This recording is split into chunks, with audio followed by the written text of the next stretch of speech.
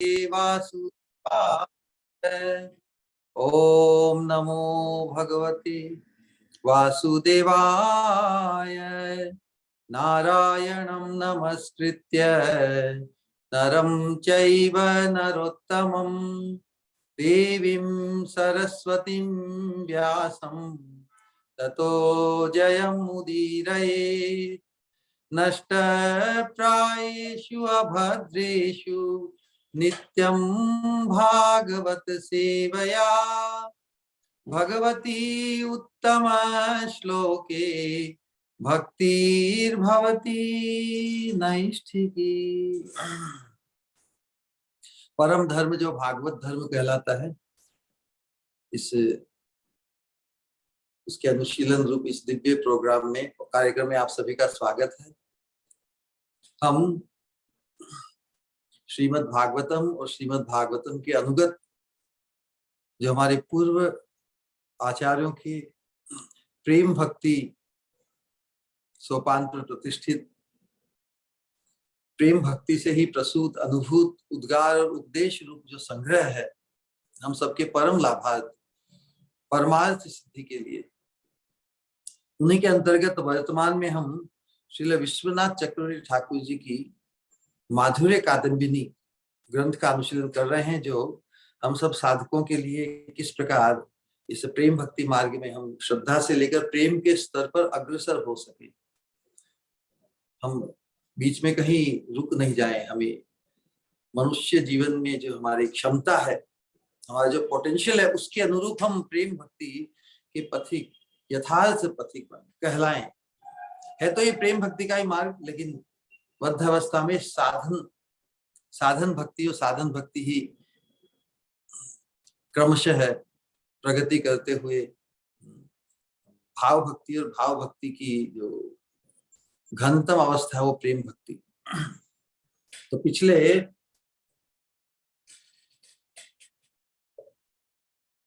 सत्संग में हमने जो अपराध है, अपराधों का निरूपण किया था, फिर भजन क्रिया और फिर अनर्थ निवृत्ति। अनर्थ अर्थात रुकावट, जो हमें अर्थ अर्थात जो परमार्थ सिद्धि है, जो युगल चरणारविंद की सेवा की प्राप्ति भगवत धाम में, वो हम सबका अभिष्ट, वही अर्थ है, वही परमार्थ है। तो उस परमार्थ में हमें जो रुकावट उत्पन्न करे, उन्हीं अनर्थ कहते हैं। विस्तार से इसका वर्णन किया है। मतलब परमार्थ से पूर्व जितनी भी उपलब्धियां है, बहुत ही आकर्षक, स्वर्ग की प्राप्ति, ब्रह्मलोक की प्राप्ति, मोक्ष की प्राप्ति, वैभव की प्राप्ति, यश कीर्ति की प्राप्ति,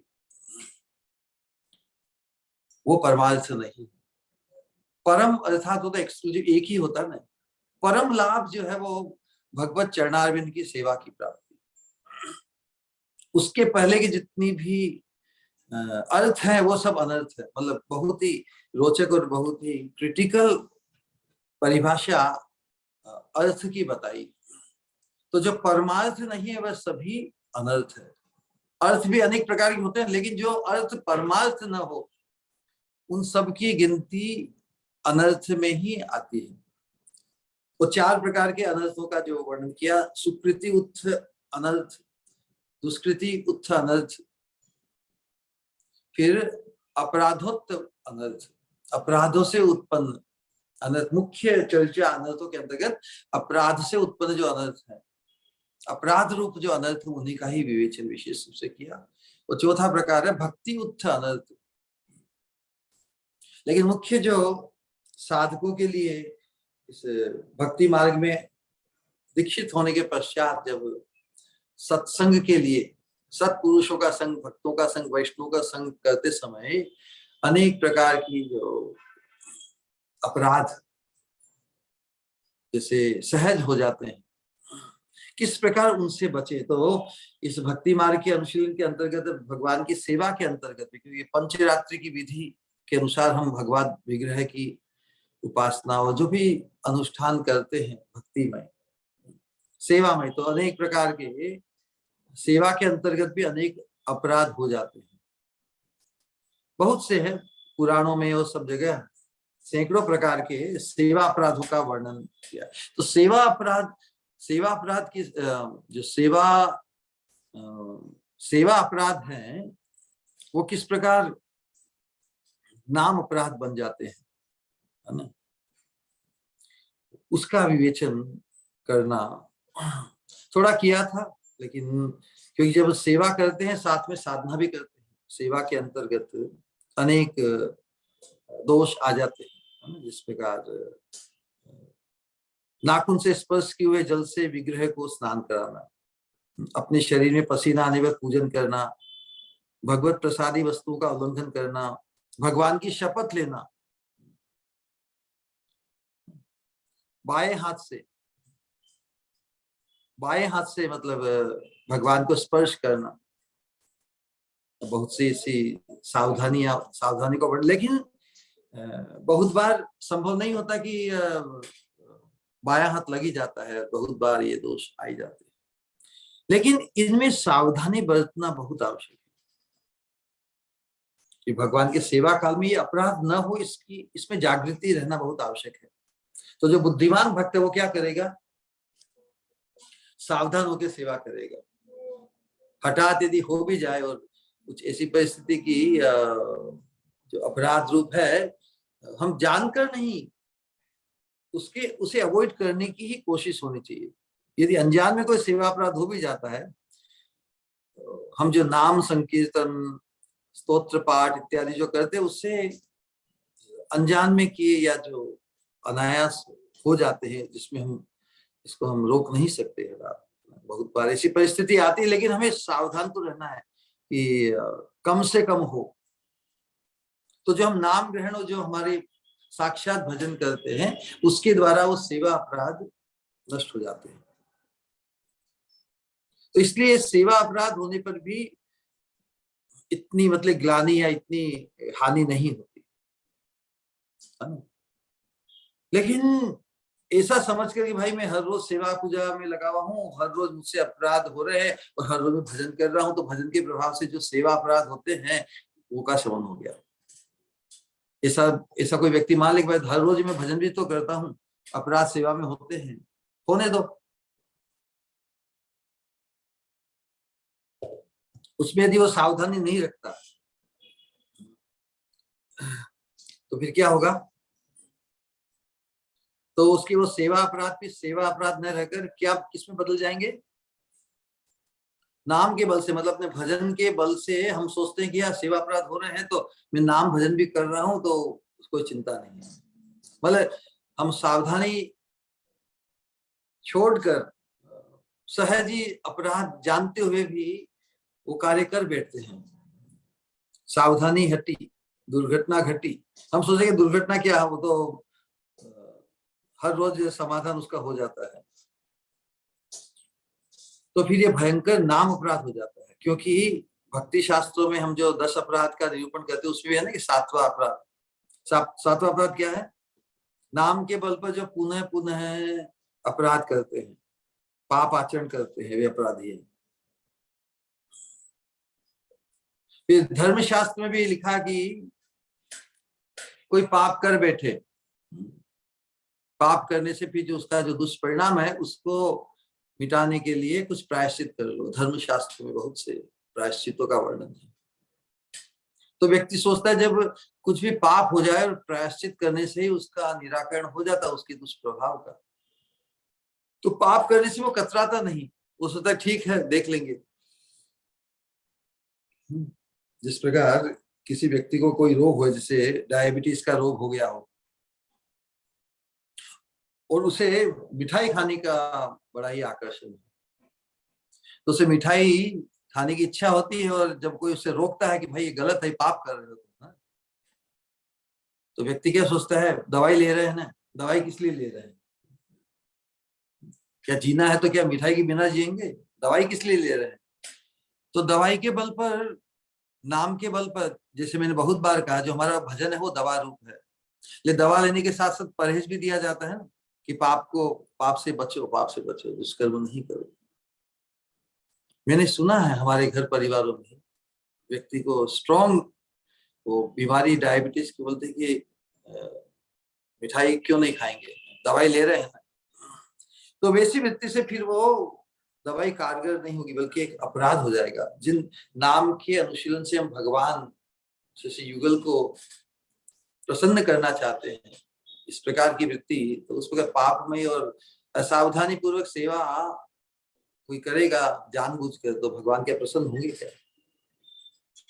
तो धर्मशास्त्रों में जो प्रायश्चित की जो व्यवस्था है कि भाई अनजान में कोई पाप हो जाए तो इसका कम से कम कर ले, तो दूसरी बार पाप नहीं करना है, पाप से बचना है। लेकिन प्रायश्चित के बल पर पाप आचरण करने की प्रवृत्ति तो वज्रलेप बन जाती है, क्योंकि व्यक्ति सोच लेता है कि पाप करना भी इट्स ऑलराइट। नहीं, पाप से बचाने के लिए ही पूरे वेद मार्गदर्शन है, और पाप से बचने के लिए ही जो डर बताया है शास्त्रों में, नरक की प्राप्ति, दुख की प्राप्ति। हम तो संसार में भी देख सकते हैं, किसी व्यक्ति को बहुत मीठा खाने से ही डायबिटीज होती है, तो फिर डायबिटीज के दुष्प्रभाव से बचने के लिए वो वही दवाई दी जाती है, उसे कहा जाए भाई मिठाई मत खा। लेकिन व्यक्ति को मिठाई में इतना आकर्षण है और वो कहे कि दवाई ले रहे हैं ना मिठाई के बिना क्या जीना। तो श्रीमद् भागवत में भी इसका निरूपण किया हुआ है। जब परीक्षित महाराज ने दुष्कर्मों के कारण, पापों के कारण जीवों की बड़ी दुर्गम अवस्था, बड़ी ही विचित्र अवस्था देखी, तो सुखदेव गोस्वामी से प्रश्न किया, हे राज, हे गुरुदेव, जो इतने नरकों का आपने वर्णन किया है, इनसे मुक्त बद्ध जीव कैसे हो सके? बद्ध जीव जो अनंत काल से पाप वृत्ति में ही इंद्रियों के भोगों को लेकर अनेक प्रकार के दुष्कर्म कर बैठता है, तो उसके दुष्प्रभाव से उसे भोगना पड़ता है। कोई ऐसा साधन है क्या कि उससे वो नरक की यातनाओं से वो बच जाए? तो सुखदेव गोस्वामी ने कहा, राजन प्रश्न बहुत अच्छा है। जब तक मनुष्य के जीवन में शरीर में शक्ति है और मनोबल की शक्ति है, तब तक उसे जो भी दुष्कर्म पाप हो गए हैं, तो धर्मशास्त्र, नीति शास्त्र, मनुस्मृति स्मृति इत्यादि में जो उन पापों के दुष्प्रभाव से बचने के लिए और मुक्त होने के लिए उसे यथासंभव जिस स्तर का पाप हो, उसके अनुरूप वो जो प्रायश्चित रूप व्रत, उपवास, अनुष्ठान, दान, पुण्य, पूजा इत्यादि कर लेना चाहिए, ये बताया। तो इस उत्तर को सुनकर परीक्षित महाराज प्रभावित नहीं हुए, बोले कि दृष्टे श्रुताभ्याम यत् पापम जानन अपि आत्मनो अहितम करोति भूय विवशः प्रायश्चित्तम अथ कथम। राजा थे ना परीक्षित महाराज, राजा को अनुभव है, चोरी भी लोग करते हैं, उदंड भी करते हैं, व्यभिचार भी करते हैं, बहुत से विचित्र कार्य जो समाज के लिए घातक है, समाज की जो सुसंस्कृति की रक्षा के विपरीत है। इसलिए राजा का शासन, तो चोरी करता है तो उसे पुलिस पकड़ के ले जाती है, व्यभिचार करता है तो दंड होता है, इत्यादि अनेक दुष्कर्मों को। लेकिन मैं देखा कि दृष्टि श्रुताभ्याम यत् पापम, लोग देखकर भी और सुनकर भी कि ये पाप का परिणाम दुष्कर है, शारीरिक, मानसिक अनेक प्रकार की सजा, विपरीतता झेलनी पड़ती है, फिर भी दृष्टि श्रुताभ्याम यत् पापम जानन अपि आत्मनो हितम। लेकिन अनंत जन्मों की जो कर्म वासना है, उसको पूर्ण करने के लिए, भोग वासना को पूर्ण करने के लिए लोग असत कार्य में भी प्रवृत्त हो ही जाते, हठात, जानते हुए, सुनते हुए। करोति भूयो विवश है, बार बार करता है, उसकी सजा भोग कर भी। क्या चोर चोरी करके पकड़ा कर उसको सजा होकर मार, क्या वो चोरी करना छोड़ देता है क्या? क्योंकि चोरी करने की जो असत्य वृत्ति है वो बहुत गहन है। रोगी भी वैसी ही अवस्था से गुजरता है, वो उतना अपने आप को रोक नहीं सकता, रेस्ट्रिक्शन अपने आप नहीं होता, फल का दुष्परिणाम भोग कर भी। करोति भूयो विवश है प्रायश्चितम, तो प्रायश्चित का क्या, जब विवश होकर वापस उसी कार्य को करेगा, उस कर्म को वापस सजा भोगेगा और वापस उसको छोड़ने की जो कर्म की वृत्ति है, जो वासना है, क्वचित निवर्तते अभद्रात, कभी तो वो उस अभद्र व्यवहार या कार्य की सजा भोग कर सोचता है कि देखो बहुत बुरा किया मैंने, अच्छी बात नहीं, इसका दुष्प्रभाव भोगना पड़ा। आसपास सभी प्रभावित होते हैं, उसके घर परिवार वाले, वो सब, खुद के शरीर, मानसिक लॉस ऑफ पेनल्टी लगती है तो धन का भी लॉस होता है। तो क्वचित निवर्तते अभद्रात, कभी तो अभद्रात मतलब पाप से वो बचता है। क्वचित चरति तत् पुनः, लेकिन वापस वापस उसी में अग्रसर हो जाता है। प्रायश्चित्तम अथ अपार्थम मन्ये कुंजर शोचकर, तो इस प्रकार का प्रायश्चित तो बेकार है। मन्ये कुंज, उसको तो मैं हाथी के स्नान के रूप में मानता हूँ। हाथी खूब अच्छी तरह से स्नान करता है, जलाशय में बाहर आकर धूल को उड़ेल लेता अपने बदन पे, तो इस प्रकार के प्रायश्चित का क्या लाभ? वास्तव में सही बात है। पश्चाताप जब तक जीवन में उत्पन्न न हो, जब ग्लानि, रिमोर्सफुलनेस जब तक उत्पन्न नहीं हो जीवन में हमारे, तब तक प्रायश्चित का क्या काम? बहुत बार लोग सजा भोग लेते हैं, फिर इस समय सोचते हैं कि आके में नेक्स्ट और ऐसा प्रोग्राम, चोर ऐसा सोचता है मैं नेक्स्ट टाइम ऐसी अटकल लगाऊंगा पकड़ में ही नहीं हो। तो वो जब प्रायश्चित कर रहा है उस समय भी वो और पाप को ही सोचता है, क्योंकि जड़ मूल से उसकी पाप वासना, कर्म वासना समाप्त नहीं हुई। पश्चाताप के बिना जो प्रायश्चित होता है वो अपूर्ण माना जाता है।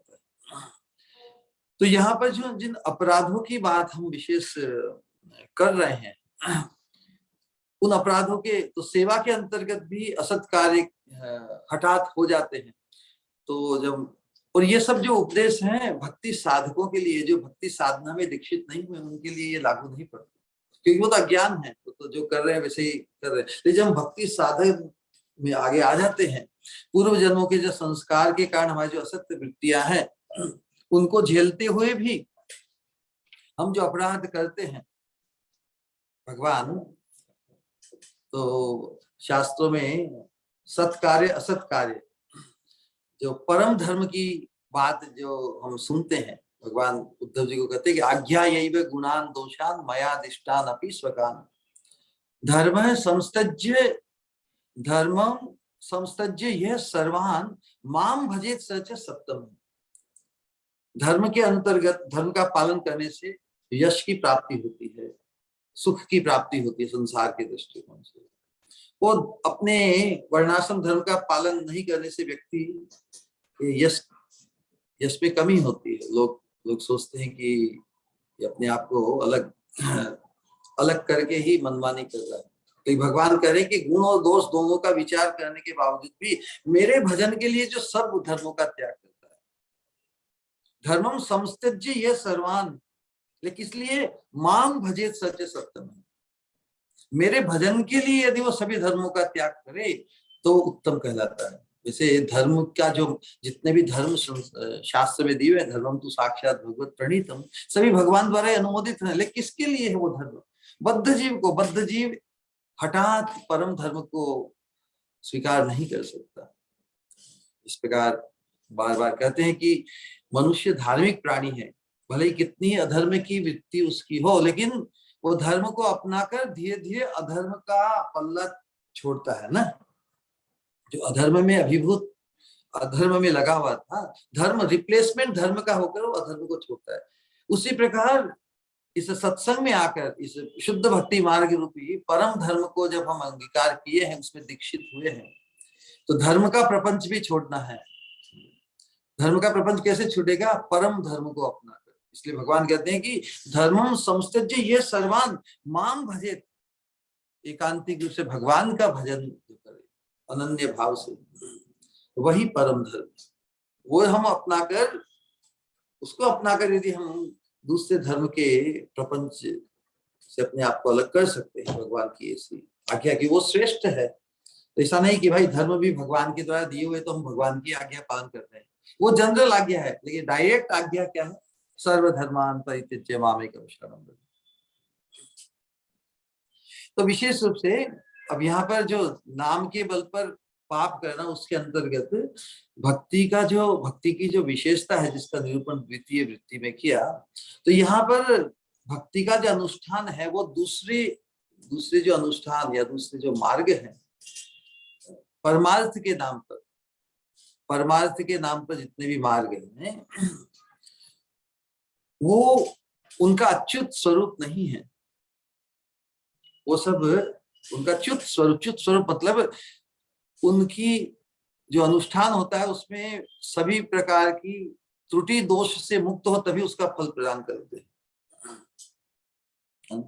लेकिन भगवान का जो भक्ति योग है वो कुछ विशेष ही है। भक्ति का जो भक्ति की उत्पत्ति के बारे में जो बताया कि भक्तिस्तु भगवत भक्त संगेन परिजायते, और फिर सत्संग सत्संग प्राप्यते पुंसः संस्कारात पूर्व संचित, पूर्व जन्म के संचित संस्कार के कारण ही व्यक्ति को सत्संग प्राप्त होता है, मतलब पुनः भक्ति की जागृति के लिए। भले इस वर्तमान जीवन में मिला हो सत्संग, कहीं ना कहीं हमारी भगवान या भगवान के भक्त या भक्ति के प्रति अनुकूलता जब हमने कर्मणा मनसा वाचा प्रकाशित की, तो उससे भगवान की एक कृपा दृष्टि आ जाती है, भक्त की कृपा दृष्टि थोड़ी भी अनुकूलता करने से, तो उसका जो फल है वो अक्षुण होता है। लव मात्र साधु संग सर्व सिद्धि हो, इसका कहने का तात्पर्य यही है कि एक क्षण मात्र भी यदि किसी साधु के की कृपा दृष्टि हमने प्राप्त कर ली, साधु के प्रति अनुकूलता व्यक्त करने से, तो वो उसका फल अक्षुण हो गया।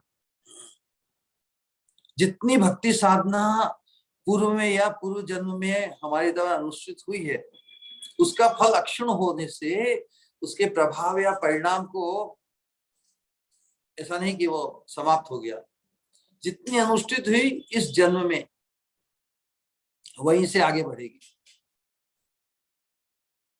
बाकी अन्य साधनों में यदि इस जीवन में या इस वर्ष में कोई हमने कर्म का अनुष्ठान, किसी भोग की प्राप्ति के लिए कर्म का अनुष्ठान, कर्म कांड के अंतर्गत, या मोक्ष को या मुक्ति को पाने के लिए ज्ञान साधना को किया, उसमें यदि कुछ त्रुटि दोष आ गया तो पूरी साधना चौपट, वापस जीरो पे आके ही उसको शुरुआत करनी पड़ेगी।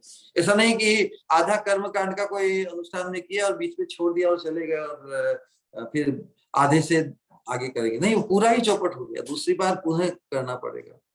क्योंकि ये सब अनुष्ठान परमार्थ को नहीं प्रदान करने वाले, परमार्थ को प्रदान करने वाले एकमात्र शुद्ध भक्ति योग। तो शुद्ध भक्ति योग का थोड़ा सा भी अनुशीलन, स्वल्पम अपयस्य धर्मस्य त्रायते महतो भयात्, न केवल परम भय से मुक्त करेगा, बल्कि जितनी अनिष्ठित भक्ति हुई उससे आगे क्रम से ही, तो वो एक टर्म है ना व्यवहार में, कैरिड फॉरवर्ड।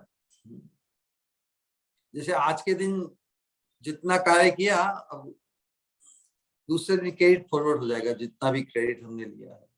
ऐसा नहीं कि थोड़ा अनुष्ठित हुआ और वापस फिर पुनः करना पड़ेगा। जिस प्रकार जैसे सीए की एग्जाम होती है ना, उसमें 4 पेपर में यदि 3 में पास हो गए, लेकिन तो वापस चारों लेने पड़े। पहले ऐसा रूल था, चारों में एक साथ पास होना जरूरी है, लेकिन अभी जो नया रूल आया उसमें है कि भाई जो 60% यदि प्लस किसी पेपर में आए तो उसको वापस देने की जरूरत नहीं पड़ेगी। तो कम से कम उतनी मेहनत तो उसकी बच गई ना, वापस नहीं करनी पड़ेगी। लेकिन सभी पेपर लेने हो तो मतलब अनुष्ठान पूरा का पूरा सफल करने पर ही वो फल मिलेगा, अन्यथा वापस पूरी मेहनत करनी पड़ेगी, है ना। तो कहने का तात्पर्य यही है कि जिस प्रकार कर्म योग ज्ञान आरंभ से लेकर पूरा समाप्त होने तक पूर्ण रूप से निर्विघ्न बिना किसी दोष के अनुष्ठित हो, तो उसका फल प्राप्त होता है, अन्यथा वे व्यर्थ हो जाते हैं। लेकिन भक्ति मार्ग एक विशेष है।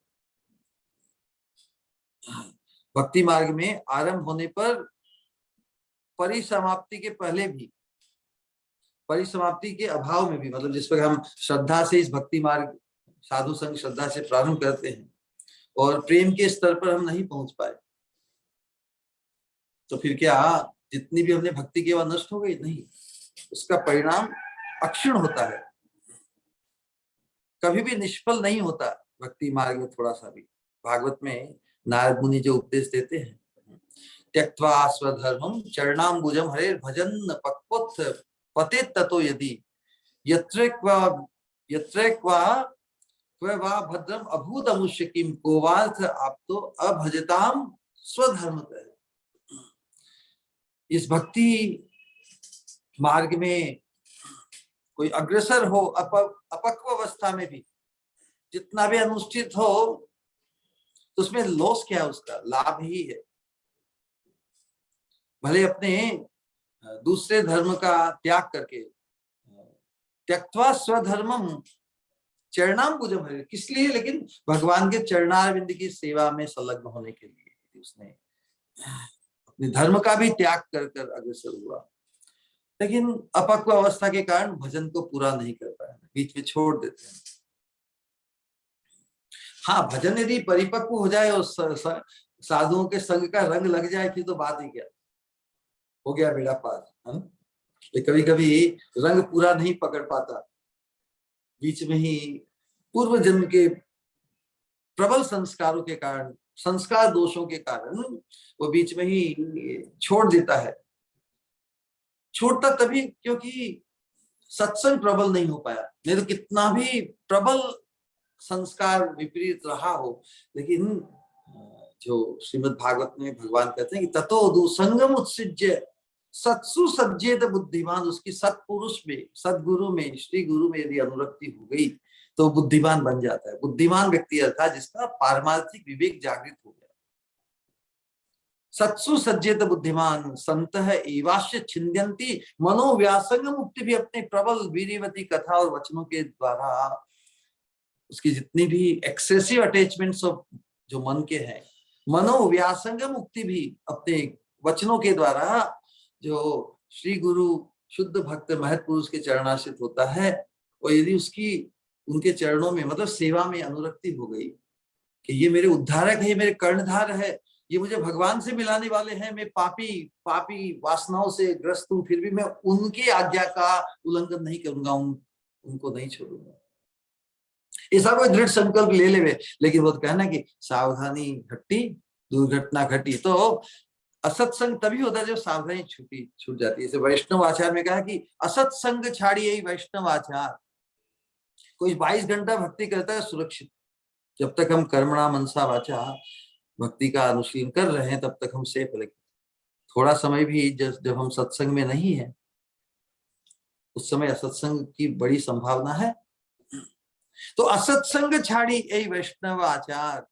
वैष्णव आचार के अंतर्गत हम जो सत्संग करते हैं, अच्छा करते हैं, 16 माला करते हैं, 64 माला करते हैं, 128 माला करते हैं, सब करते हैं, लेकिन जिस समय ये सब भक्ति के अंगों का अनुशीलन नहीं होता, उस समय हम क्या करते हैं? उस समय असत्संग की संभावना है। तो उस असत्संग से बचने के लिए बार बार श्री प्रभुपाद जी कहते हैं कि 24 hours we have to remain engaged in devotional service. तो ये महाप्रभु कहते कीर्तनीय सदा हरि। तो हमारा जो ओनली स्टैंडर्ड इज 24/7 एंगेजमेंट। हम निद्रा भी लेंगे, जो शरीर की जो वर्तमान अवस्था है उसके अनुरूप विश्राम की भी आवश्यकता है। विश्राम भी केवल वापस पुनः शरीर की शक्ति को जागृत करने के लिए, थोड़ा रिलैक्स चाहिए शरीर को। लेकिन जागृत अवस्था में, कॉन्शियस स्टेट में हम असत्संग नहीं करेंगे, तो फिर जो अनकॉन्शियस या सबकॉन्शियस स्टेट है, ड्रीमिंग अवस्था है, वो भी सुरक्षित हो जाएगी। किसी ने प्रश्न पूछा कि हम जागृत अवस्था में तो हम सब ठीक ही करते हैं, सत्संग में रहते हैं, लेकिन ड्रीमिंग अवस्था में कभी विकार हो जाता है। तो वास्तव में जागृत अवस्था में यदि हमने विकृत मनोवृत्ति नहीं रखी, तो स्वप्न क्या है? वास्तव में जागृत अवस्था का एक्सटेंशन है। स्वप्न अवस्था और जागृत अवस्था में भेद नहीं है। जो कॉन्टेम्पलेशन, जो चिंता हम जागृत अवस्था में करते हैं कॉन्शियसली, वही सबकॉन्शियस स्टेट अर्थात स्वप्न अवस्था में रहता है। तो हमें जागृत अवस्था को सुरक्षित करना, असत्संग छाड़िए वैष्णव आचार करने का तात्पर्य है कि जागृत अवस्था में हमें कर्मणा मनसा वाचा, we have to watch our thought process, we have to watch our, हमारी वाणी को, हमारे इंद्रियों की गतिविधि को हम भी सुरक्षित करते हैं, असत्संग से अपने को बचाते हैं। Out of sight out of mind, ऐसे स्थान पे जाए ही नहीं, ऐसे समय में जाए ही नहीं। टाइम एंड स्पेस दो ही चीज है ना, संघ को दूषित करने या अच्छा रखने के लिए। तो हम अवश्य ही फिर उस पवित्र अवस्था को पा जाएंगे। तो यहाँ पर जो भगवान ने जो यह श्रीमद् भागवत में नारद मुनि ने जो उपदेश दिया कि भाई यदि भजन के लिए कूद पड़ा और यदि भजन सफल हो गया, साधुओं का संग में रंग गया व्यक्ति, तो कोई बात नहीं। लेकिन भजन परिपक्व होने के पहले ही यदि वो भजन छोड़ दे या मृत्यु हो जाए या किसी असत संग में लत में पड़ जाए, तो फिर भी उसका अमंगल नहीं होता, उसमें कोई लॉस नहीं है उसका। उस थोड़े से भजन से भी उसका कल्याण हो ही जाना है, क्योंकि जो सत्संग या जो भक्ति का जो जितना अनुष्ठित हुआ वो संस्कार अक्षुण होने के कारण just matter of time, may be few years, few life times, वापस वो भक्ति का संस्कार उसे वापस भक्ति जो बताया ना कि सत्संग प्राप्यते पुंस है, मनुष्य सत्संग प्राप्त करता है संस्कारात पूर्व संचित है। पूर्व जन्म में उसने जो सत्संग किया है उसका संस्कार का फल अक्षुण होने के कारण इस जन्म में उसको हठात सत्संग मिलेगा ही, इसलिए वो उसका लॉस तो है ही नहीं। लेकिन अमंगल कब होता है? जो भगवान का भजन तो नहीं करते, भगवान का भजन तो नहीं करते और बस मनमानी करके जो धर्म का स्तर उसको भी छोड़ देते हैं, धर्म भी नहीं करते, उनका तो भी बड़ा बुरा हाल होता है। धर्म का त्याग केवल परम धर्म के पालन के लिए ऑथोराइज्ड है, बल्कि अनुमोदित है और प्रशंसनीय है, भगवान कहते हैं। लेकिन संसार कलयुग के लोग न कोई धर्म निभाते हैं, न परम धर्म के लिए उनकी कोई निष्ठा होती है। लेकिन जिसने थोड़ा भी अनुशीलन भक्ति मार्ग का किया वो उसको भूल नहीं सकता। नारद मुनि उसी उपदेश को देते हैं, न भाई जन जातु कथंचन आवृजेत मुकुंद सेवन्य वदोंग समसितिम स्मरण मुकुंदांग्री उपगुहनम पुनर्विहातुम इच्छेद न रसग्रहो जन। एक बार रस नाम का रस, कितने भक्ति कितनी वेरीगेटेड है, कितने आयाम है, सभी के टैलेंट सभी के चित्त को किसी न किसी रूप से आकृष्ट करती है। तो भजन का रस जिसने एक बार आस्वादन कर लिया वो उससे दूर जाने का भाग के जाएगा तो भी वो वहां भी उस रसास्वादन के का विस्मरण नहीं होगा। पुनः सूनर और लेटर वो वापस उस रसास्वादन के लिए अब भूल हो गई, क्यों छोड़ा ये रसास्वादन? पूर्व संस्कार और संग दोष के कारण ये हो जाता है। हमें उसी बात को आगे समझना है। तो यहाँ पे भगवान यही कह रहे हैं कि जब भजन करके भी बीच में कोई छोड़ देता है, तो जिस प्रकार जो अपराध होते हैं, सेवा अपराध या दूसरे भी अपराध होते हैं, तो उसका दुष्परिणाम भोगना पड़ता है ना, वो हमें परमार्थ से वंचित करता है।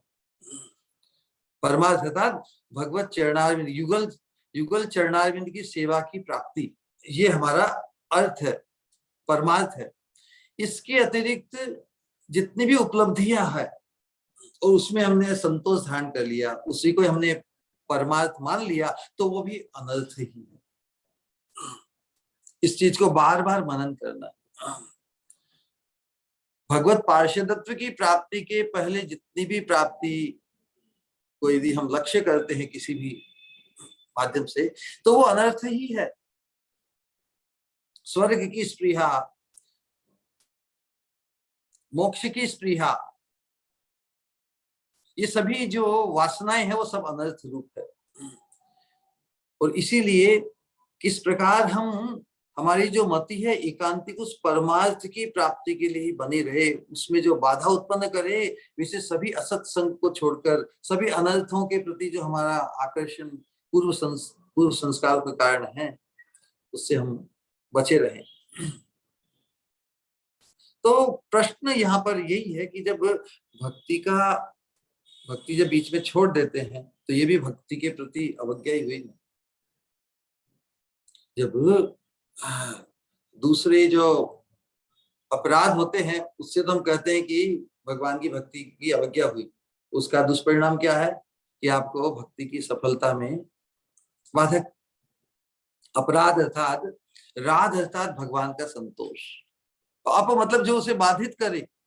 हम जानते हुए भी जो नाम अपराध के अंतर्गत वैष्णव के प्रति अपराध और अनेक प्रकार के अपराध और पाप का जो जो भेद है, सूक्ष्म भेद, वो बताया था कि अज्ञान के स्तर पर पाप होते हैं, जो हमारे अज्ञान अर्थात अपने आप को इस नश्वर देह को मानना, नश्वर देह में आत्मबुद्धि, मन, और उसका दुष्परिणाम है शरीर के कष्ट, मन का क्लेश।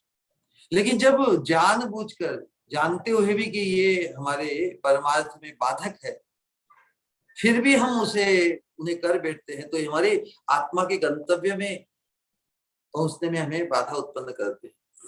इसलिए भक्ति अपने आप में जितनी भी अनुष्ठित हुई है, यदि उसको बीच में छोड़ देनी भी पड़ी, छोड़ने से कोई अपराध नहीं है ना। तो दूसरे जो अपराध या पाप से जो बाधित होती है, लेकिन भक्ति जितनी भी अनुष्ठित होती है, उसमें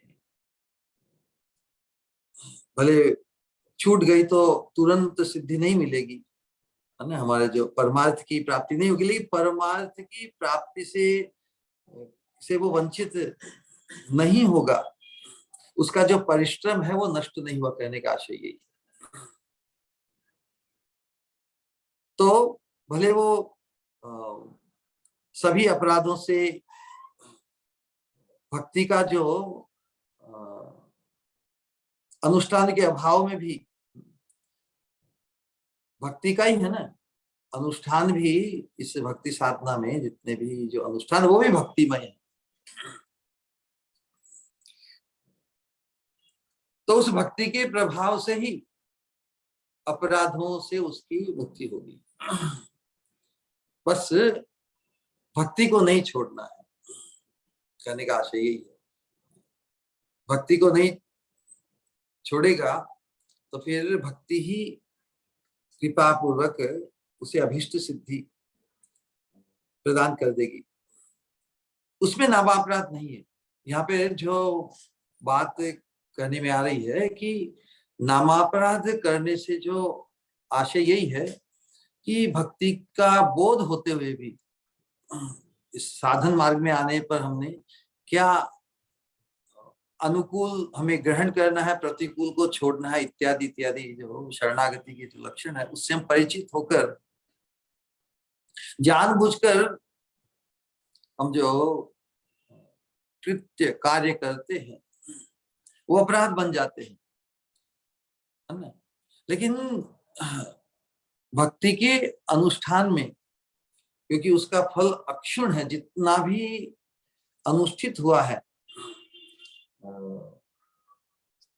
जो अपराध के अंतर्गत यही बताया कि जब हम भक्ति का अनुशीलन करते हैं और तो हम सोचते हैं कि देखो मैं इतनी भक्ति कर रहा हूँ ना, इतने स्तव पाठ कर रहा हूँ, इतना जप कर रहा हूँ, तो मैं पाप भी करूँ तो क्या। बहुत सूक्ष्म है यहाँ पे जो विचार भगवान बता रहे हैं, बहुत सूक्ष्म है। एक जैसे लगते तो इसको मिक्स नहीं करना है।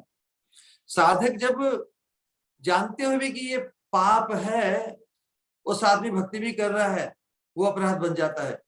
लेकिन हठात यदि कोई पाप कर्म कर दिया, बड़े ही प्रबल संस्कार के कारण, असत्संग के प्रभाव से, जिसे रोक नहीं सका वो, और ऐसा नहीं सोच रहा है कि ठीक है मैंने पाप कर दिया, थोड़ा जप भी कर लूंगा, थोड़ा भक्ति भी कर लूंगा, नहीं, वो तो अब पतित हो गया। उससे जब उसे ग्लानि होने लगे, यहाँ पे ग्लानि, मोरसफुल बहुत जरूरी आवश्यक है। ये उसे ग्लानि नहीं होती कि मैंने ये दुष्कर्म कर रहा हूँ और भगवान की भक्ति कर रहा हूँ, एक तरफ में भक्त कहलाता हूँ, लोक समाज सब लोग मुझे भक्त मानते हैं और मैं उसको ही, उसके साथ मैंने जैसे कॉम्प्रोमाइज कर लिया कि बस पाप भी करते जाओ और भक्ति भी करते जाओ, वो बड़ा भयंकर दुष्कर्म है। लेकिन कोई पाप कर बैठे, भगवान उद्धव जी को बता रहे हैं, त्यक्त्वाच भावन्य हरि परेशे विकर्म यच्चोत्पतितम कथंचित धुनोति सर्वम हृदय सन्निविष्ट। भगवान कहते हैं किसी जो एकांतिक मेरे परायण, मेरी भक्ति के पारायण होता है, लेकिन कोई कारण से यदि उससे दुष्कर्म हो जाता है तो उसके लिए और कोई प्रायश्चित की आवश्यकता नहीं, मैं ही उसके हृदय में बैठा हुआ धुनोति शमलम हृदय सन्निविष्ट, उसके हृदय में जो कलमश है, पाप है, उसको धो देता हूँ। वो अपराध के अंतर्गत नहीं मान लेगी। जो अपराध बहुत भयंकर होता है, अपराध में व्यक्ति यही सोचता है कि मैं अब पाप कर लेता हूँ, इसके लिए मैं भक्ति का अनुष्ठान कर लूंगा, तो दोनों बराबर हो जाएंगे। वो वृत्ति बड़ी ही खतरनाक है। दान पुण्य कर लूंगा, इतना नाम जप लूंगा, इत्यादि इत्यादि। तो पाप की इच्छा लेकर यदि भागवत धर्म के आचरण का, ऐसा नहीं कि पाप है तो कोई बात नहीं होने दो, बस जप करते जाओ, जप करते जाओ, ये भयंकर वस्तु है। तो वास्तव में जैसा हमने बताया कि दूसरे जो अनुष्ठान, या भक्ति की तो विशेष बात है, लेकिन जो जो कैरिड फॉरवर्ड हो जाते हैं, भक्ति का जो जितना भी अनुष्ठान है वो कैरिड फॉरवर्ड हो जाता है, जबकि दूसरे जो अनुष्ठान है उनकी तो बात ही नहीं, उनमें तो यदि थोड़ा भी त्रुटि दोष रह गया तो फल तो मिलेगा ही नहीं। और दूसरे अनुष्ठानों के अंतर्गत भी जब तक भक्ति का संपुट नहीं लगता तब तक वो सफल नहीं होते। इसलिए बहुत से जो धर्म के अंतर्गत, अनेक कर्मकांड के अंतर्गत जो अनुष्ठान होते हैं, उनकी उनकी सफलता, उसमें अनेक प्रकार के त्रुटि दोष रह जाते हैं, तो भगवान के भजन संकीर्तन, जो वर्तमान कलयुग में जो नाम संकीर्तन है, इसके अनुशीलन से सभी दोष का शमन हो जाता है। नाम संकीर्तनम यस्य सर्व पाप प्रणाशनम प्रणामो दुख शमनस्तम नमामि हरिम परम। भगवान इस संकीर्तन से प्रसन्न होते हैं। तो स्वतंत्र रूप से बिना भक्ति के संपुट के कोई भी साधन फल दे नहीं सकते। भक्ति बिना कोनो साधन दीते नारे फल, सर्व फल दे भक्ति स्वतंत्र प्रबल। बड़ी प्रबल स्वतंत्र है भक्ति, दूसरे कर्मों का, दूसरे अनुष्ठान, दूसरे साधनों का, कर्म ज्ञान योग इत्यादि साधनों का फल भी भक्ति का थोड़ा अनुशीलन होने से, क्योंकि भक्ति का जो मुख्य फल है, भक्ति निर्गुण है, इसलिए इसका जो फल भी है निर्गुण, दिव्य भगवत प्रेम की प्राप्ति और युगल चरणारविंद की सेवा की प्राप्ति। हमें पार्षदत्व को प्रदान करने वाली शुद्ध भक्ति ही है। लेकिन फिर भी दूसरे जो अनुष्ठान है, दूसरे जो साधन है, वो भगवत प्रेम या भगवत चरणारविंद की सेवा को लक्ष्य नहीं करते, फिर भी भक्ति उनका गौण फल दे देती। भक्ति परम स्वतंत्र है ना, मुख्य फल को छुपा कर गौण फल दे देती है। ये स्वतंत्र रूप से भक्ति के बिना कोई भी साधन अनुष्ठित हो तो वो अपना फल नहीं दे पाते। उसकी तुलना अजागल स्तन न्याय अन्य साधन। अजागल, अजा कहते हैं बकरी को, उसके गले में जो चमड़ी लटकती है उसको स्तन जैसी लगती है, लेकिन उसमें दूध नहीं निकलता। तो दूसरे जितने भी साधन है स्वतंत्र रूप से अनुष्ठित हो तो उनका परिणाम वो सफल नहीं होते भक्ति के बिना। अजागल स्तन न्याय अन्य साधन, अतएव कृष्ण भजे बुद्धिमान जन। इसलिए बुद्धिमान तो सत्संग, ये हम जो शुद्ध भक्ति मार्ग में हम जो दीक्षित हुए हैं, तो हमसे अपेक्षा रखी जाती कि हम बुद्धिमान कहलाते हैं। तो बुद्धिमान अर्थात जिसका विवेक सतत जागृत रहता है। तो उस दृष्टिकोण से इस भक्ति के सिद्धांत, अपराध के तत्व को हमें बहुत अच्छी तरह से ध्यान पूर्वक उससे परिचित, जागृत रहना, जिससे अपराध नहीं करते। क्योंकि जो भक्ति इतनी अद्भुत है, जो हमें भगवान की प्राप्ति करा देती है, उस दिव्य भक्ति को हम जब साधना में लाते हैं तो उसे जो बाधित करे वो अपराध ही है। उन अपराधों से मुक्त होना हर साधक का बहुत ही बड़ा कर्तव्य है। शास्त्रों में विशेष रूप से हम जो बद्ध जीव हैं, साधक अर्थात बद्ध जीव, साधना परिश्रम, हमारी जो रॉन्ग कंडीशनिंग है उसको हम डिकंडीशन करके शुद्ध कंडीशनिंग में लाना चाहते हैं, मॉडिफाई करना चाहते हैं, हमारी दिनचर्या को, हमारी मानसिकता को, वाणी को, हमारे वर्तन को इत्यादि बहुत से अनुकूल चीजों को रहते हैं। फिर भी धर्म के अंतर्गत हमारी फसाड बड़ी ही तीव्र है। विशेष रूप से जो नरोत्तम दास ठाकुर जी कहते हैं, ज्ञान कांड कर्म कांड केवल ही विशेर भांड।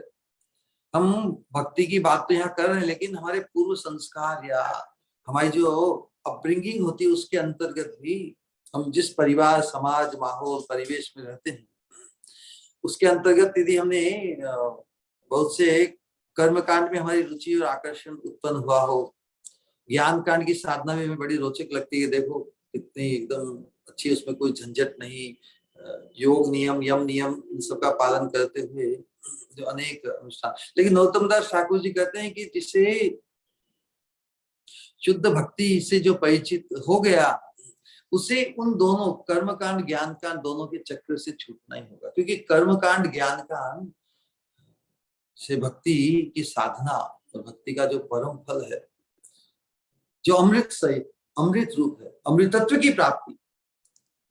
जब हम अमृतत्व की प्राप्ति की तरफ बढ़ रहे हैं तो फिर विष की तरफ क्यों, विष से क्यों भी कनेक्शन रखेंगे? हमारी बड़ी ही विचित्र आदतें, अनेक प्रकार के दुष्विचार। लेकिन मनुष्य मात्र ही ऐसा जो मॉडिफाई हो सकता है, जिसमें परिवर्तन लाया जा सकता है। One can be modified is called man ना। लेकिन उस मॉडिफिकेशन तभी संभव है जब हम सत्संग में अपने आप को सुरक्षित करें। अन्यथा तो हमारी जो आदतें हैं, जो दूसरे आकर्षण हैं, वो घर किए रहते हैं। हम विश्व से अपना नाता पूरा नहीं छोड़ सकते, है ना। नरोत्तम दास ठाकुर जी बताते हैं कि हम संसार में सुख, संसार के जड़ इंद्रियों के भोग के लिए या फिर मोक्ष के लिए हमारे जो आकर्षण है बड़ा ही प्रबल है। इसलिए वो बता रहे कि संसार की वासना, संसार में सुखी होने की चेष्टा, स्वर्ग पाने की, ये सब जीव का सर्वनाश है, क्योंकि ये परमार्थ नहीं है। हमारा जो पोटेंशियल है ह्यूमन लाइफ में, वो परमार्थ सिद्धि के लिए है। तूर्णम यतेत न पतेत अनुमृत्यु यावन। भगवान बुद्ध जी को और भी कहते हैं कि इतनी सब व्यवस्था जब भगवान ने कर रखी, मनुष्य शरीर देखिए, मनुष्य के लिए उत्तम बुद्धि देकर, शास्त्र देकर, गुरु पादाश्रय देकर, ये सब साधकों के लिए बात हो रही है, बाहर के लोगों के लिए। निदेहम आद्यम सुलभम सुदुर्लभम प्लवम सुकल्पम गुरु कर्णधारम मयानुकूलेन नभस्वतेरितम उमान भवाब्दिम न तरेत्स आत्मा। वो आत्महत्या कर रहा है। इतनी इस तरह जो विस्मय हमारे आचरण, जो विश्व को प्रदान करने वाली चीजें हैं, कर्म कांड और ज्ञान कांड, उसमें हमारी इतनी रुचि, तो जानकर ही हम विश्व को पा रहे हैं। यदि हम परमार्थ साधन शुद्ध भक्ति के मार्ग को सीरियसली एक्सक्लूसिवली अंगीकार नहीं करते और उसे अंगीकार करने के लिए इन कर्म कांड ज्ञान कांड इन अनेक आकर्षणों से अपने आप को मुक्त नहीं करते, तो विष ही खाएंगे। तो विष खाएंगे तो क्या होगा? मृत्यु ही होगी, मतलब हम परमार्थ प्राप्ति से वंचित हो जाएंगे। तो इसलिए जो शास्त्रों में, लेकिन बद्ध जीव को क्रमशः परमार्थ की तरफ मोड़ने के लिए वेदों में कर्म कांड सेक्शन, ज्ञान कांड सेक्शन दिए हैं। तो कर्म कांड के अंतर्गत उसे कम से कम पशुवत जो उच्छृंखल उसकी वृत्ति है, उसको संकुचित करने के लिए वेद द्वारा अनुमोदित कर्म कांड है। अनेक उपासना, अनेक फल की प्राप्ति के लिए अलग अलग कर्मों का विधान है, वेद प्रतिपाद्य है, वेदों द्वारा प्रतिपादित है। और फिर ज्ञान कांड भी है, क्योंकि मनुष्य बुद्धिशाली है, वो समझ सकता है कि कर्मों में जो हमारी आसक्ति है वही भव बंधन का कारण है, इसलिए मैं मोक्ष को प्राप्त करूं। तो भोग और मोक्ष दो के विचार पहले दिए हैं बद्ध जीव के लिए, क्योंकि वो तुरंत शुद्ध भक्ति में अपने आप का पूर्ण न्योछावर करना उसके लिए संभव नहीं।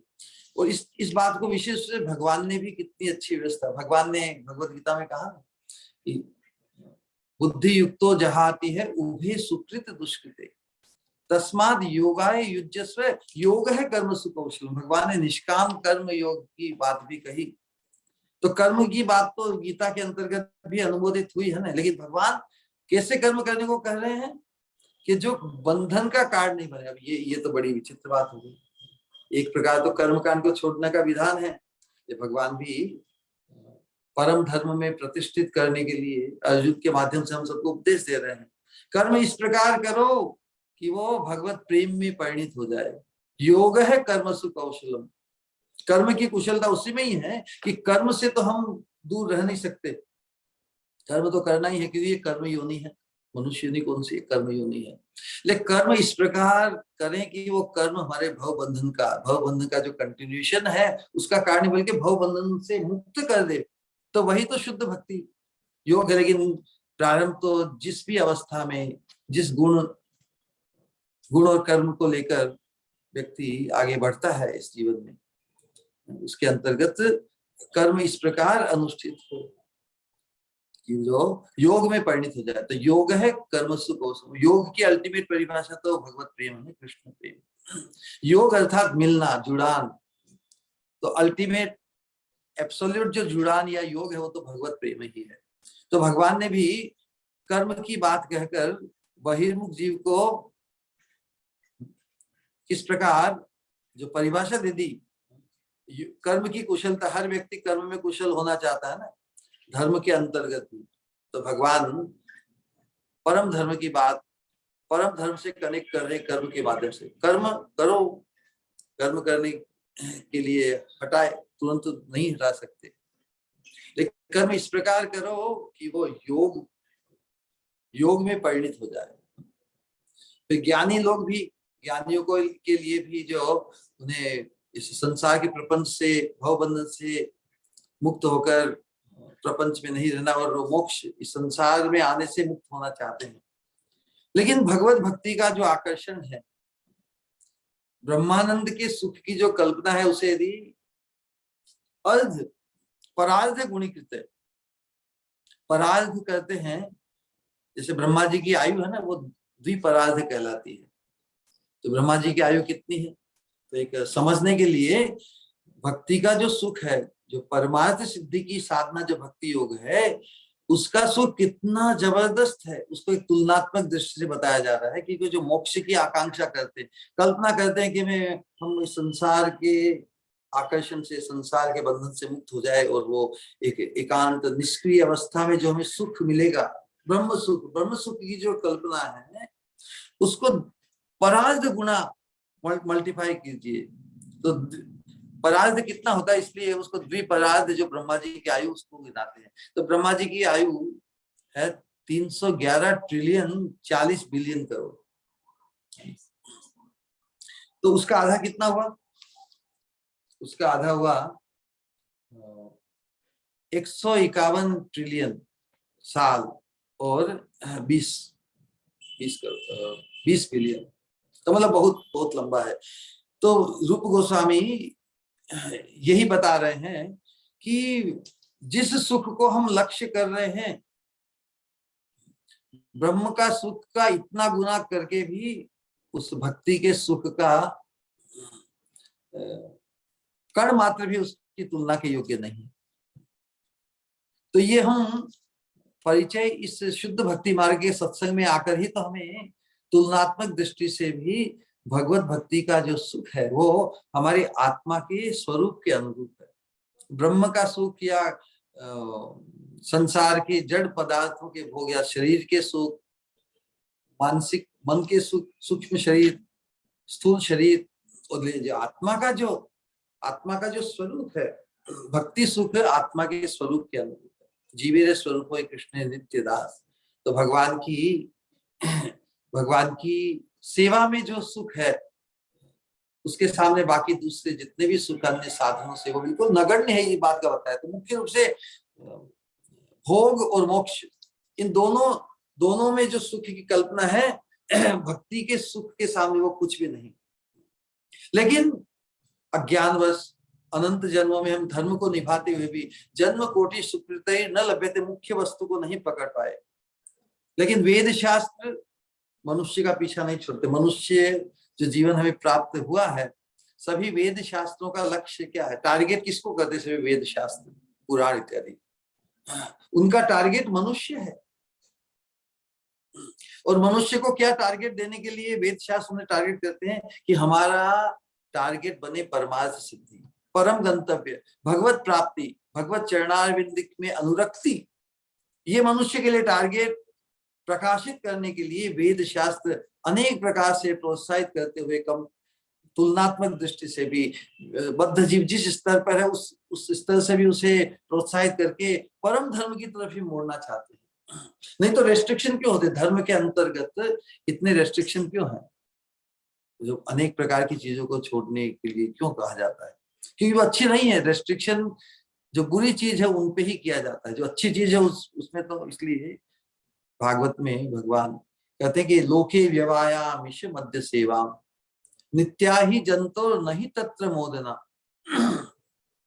व्यवस्थितिस्तेषु विवाह यज्ञ सुराग्रहिर आसु निवृत्त इष्टा।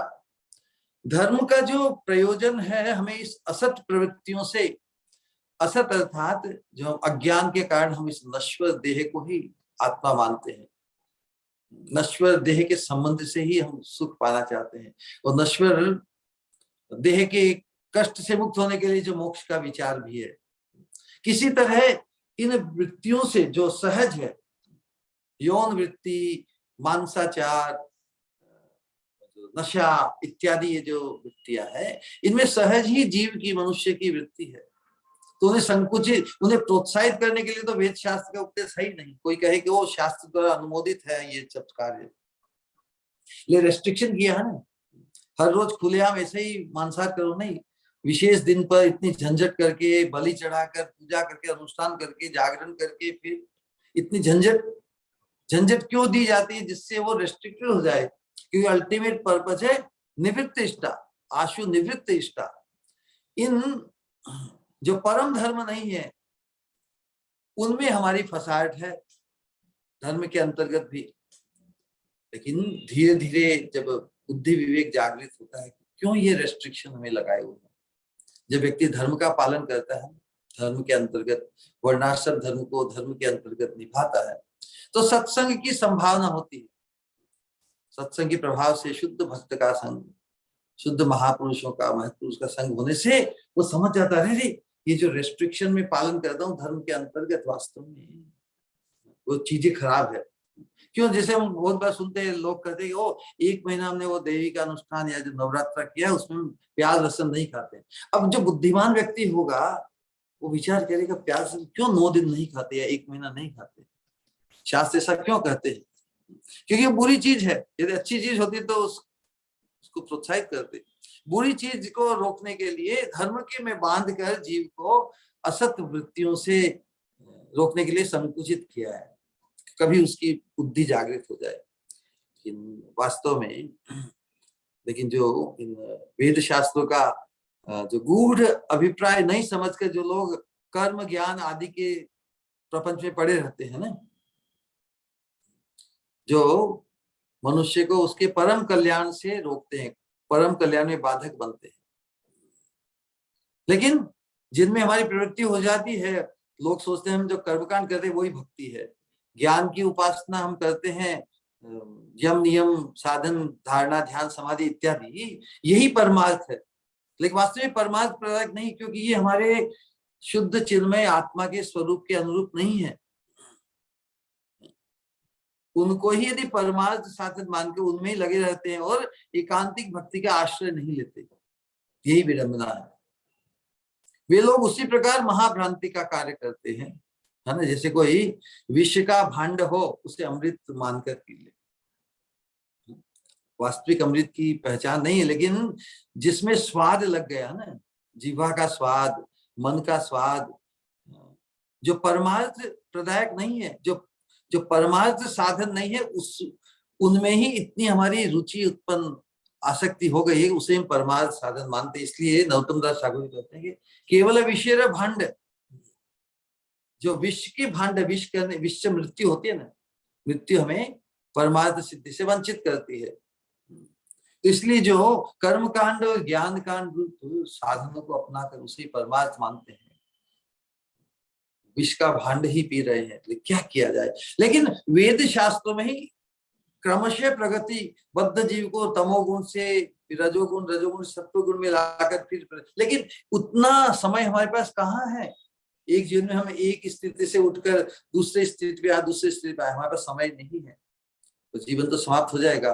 तो उद्धव जी ने भगवान से एक प्रश्न किया, उद्धव जी ने प्रश्न किया, प्रभु आपके ही द्वारा वेदों में अलग अलग जो पथ दिए गए हैं कर्म के अंतर्गत, योग, कर्म, ज्ञान योग और भक्ति योग भी। वदंती कृष्ण श्रेयांसी बहुनी ब्रह्मवादी न, ये प्रभु भगवान श्री कृष्ण इस वैदिक संस्कृति के अंतर्गत अनेक जो अथॉरिटीज है, ऋषि मुनि, वो कर्म के बारे में, ज्ञान के बारे में, योग के बारे में, भक्ति आदि मानव के कल्याण साधनों का निरूपण किया है उन्होंने। सभी में मनुष्य के उत्थान के लिए ही बात की गई है वैदिक संस्कृति के अंतर्गत। कर्म का मार्ग हो, कर्मकांड में भी जीव का उत्थान कैसे हो, मनुष्य सब में उत्थान की बात कही है।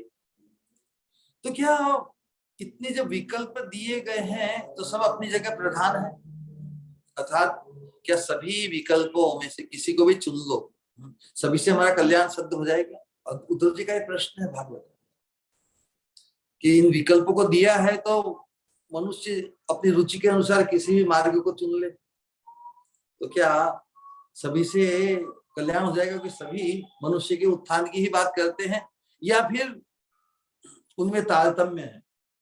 भगवान से प्रश्न पूछते हैं। तेषाम विकल्प प्राधान्यम उताहो एक मुख्यता, बाकी सब गौण है और एक मुख्य है, ऐसी बात है कृष्ण? या सभी अपनी अपनी प्रधानता के अनुसार किसी भी विकल्प को मनुष्य ले ले तो उसका कल्याण हो जाएगा? कि एक मुख्य है तो बाकी गौण है, ऐसा प्रश्न? क्योंकि आपने तो इस शुद्ध भक्ति योग को प्रकाशित किया है, शुद्ध भक्ति योग को ही परमार्थ साधन बताया है, दूसरे साधनों को आपने परमार्थ साधन नहीं बताया है। लेकिन दूसरे ऋषि मुनियों ने उसको भी मनुष्य के उत्थान के लिए दिया है। तो क्या है, केवल ये भक्ति मार्ग जो व्यक्ति को संसार की अनंत आसक्तियों से मुक्त करके आप में अनुरक्त करता है, वो मार्ग क्या आपका मत है कि दूसरों का भी मत है? उद्धव जी बड़ा अद्भुत प्रश्न पूछ रहे हैं। सभी हम सबके कल्याण के, कोई प्रकार का डाउट संशय नहीं छोड़ना चाहते, और उसका जो उत्तर भगवान ने दिया बड़ा ही अद्भुत दिया। भगवान कहते हैं कि काल के प्रभाव से जो परमार्थ सिद्धि का जो मत परायण होने का मेरी प्राप्ति कराने वाला जो साधन है वो लुप्त हो गया। इसलिए उस परमार्थ प्रदायक साधन को पुनः जागृत करने के लिए मैं पुनः बार बार, और सृष्टि के प्रारंभ में मैंने ब्रह्मा जी को ये तेने ब्रह्म हृदय आदि कवये जो दिया है, और उनकी परंपरा के क्रम से ये शुद्ध भक्ति का मार्ग फिर मनु विवस्वान इस प्रकार पूरा भगवान निरूपण करते हैं। इसलिए जो भगवान के वाक्य में जब परमार्थ को देखते हैं या भगवान की जो महिमा है उसको समझकर भगवान की मार्गदर्शन को, भगवान के मत को जो स्वीकार कर लेता है वो तो परमार्थ सिद्धि पा जाता है। जब भगवान के मत की अवज्ञा करके अन्य जो विकल्प है उनको भी वैदिक मार्ग या बोनेफाइड मार्ग मान लेता है तो उसकी प्रगति उस पद तक ही होती, किसी की स्वर्ग तक, किसी की ब्रह्मलोक तक, किसी की कहां पर, जो परमार्थ से तो वंचित हो जाता है। तो इसलिए हे उद्धव, वास्तव यही है जो भिन्न भिन्न श्रेय के साधन है ऐसा वो ही मानते हैं जिसे यथार्थ में परमार्थ अपने स्वरूप के अनुरूप जो परमार्थ है उससे जो परिचित नहीं है वही दूसरे मार्गों को परमार्थ सिद्धि के साधन मानते हैं। तो अनर्थ वो सभी अनर्थ रूपी ही है। अब इतनी साधना, इतना अनुष्ठान, इतना परिश्रम करें, इसलिए भागवत का जो सूत गोस्वामी शौनकादि ऋषि कहते हैं कि धर्म स्वनुष्ठित है पुंसाम, धर्म के अंतर्गत सभी योग कर्म ज्ञान सभी साधनाएं आ जाते। धर्म स्वनुष्ठित है पुंसाम विश्वक्सेन कथा सुय है न उत्पादेत यदि रतिम, विश्वक्सेन भगवान के प्रति रति उत्पन्न यदि नहीं हुई तो जो कुछ भी उपलब्धि हुई है वो सब अनर्थ रूप ही है। परमार्थ या अर्थ रूप तो केवल भगवान के चरणारविंद में अनुरक्ति उत्पत्ति का जो मार्ग है, शुद्ध भक्ति मार्ग का जो गुरु पादाश्रित होकर यत सेवया भगवत स्फुटस्तस्य मधुदृश है रति रासो भवेत् तीव्र पादयोर व्यसनार्जन, शॉर्टेस्ट वे ऑफ सक्सेस भगवान के शुद्ध भक्त श्री गुरु के चरणारविंद की सेवा द्वारा समर्पित होने से इट गारंटीज रति रासो भवेत् पादयोर व्यसनार्दन, और आनुषंगिक रूप से ही जो अनर्थ है उनका उन्मूलन हो जाता है। तो कहने का मतलब भागवत धर्म के सिद्धांत को स्थापित करते हुए विश्वनाथ चक्रवर्ती ठाकुर जी यही कहना चाह रहे हैं कि जो गुरु पादाश्रित होकर जो भागवत का सिद्धांत है, न तथा ही अगवान राजन पूयित तपादि भी यथा कृष्णार्पित प्राणस्तत् पुरुष निषेवया। जिन श्री गुरुदेव शुद्ध भक्त, उनके प्रति हमारा दृष्टिकोण क्या होना चाहिए कि जिनका संपूर्ण प्राण भगवान की सेवा में न्योछावर है, उनकी पूर्ण भाव से यदि हम सेवा में संलग्न होते हैं तो हम भी सभी अनर्थों से मुक्त होकर भगवान के चरणारविंद में शुद्ध रति की अवश्य ही प्राप्ति हो जाएगी। तो यही परमार्थ सिद्धि का एकमात्र साधन है, शुद्ध भक्ति योग।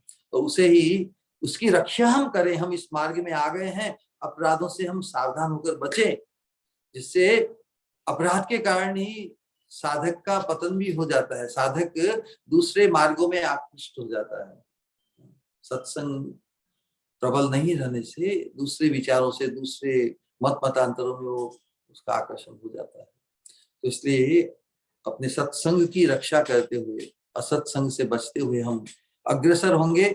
उसके लिए अपराधों से हमें दूर रहना होगा, तभी इसी जीवन में हमारी परमार्थ सिद्धि अवश्य संभव होगी। तो इतना कहकर अपनी वाणी को हम विश्राम देते हैं। किसी का कोई साधक का प्रश्न या जिज्ञासा हो?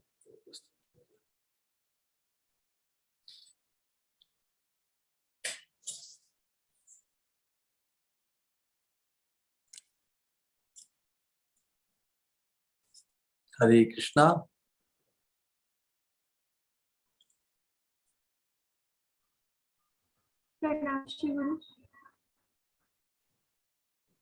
हरे कृष्णा।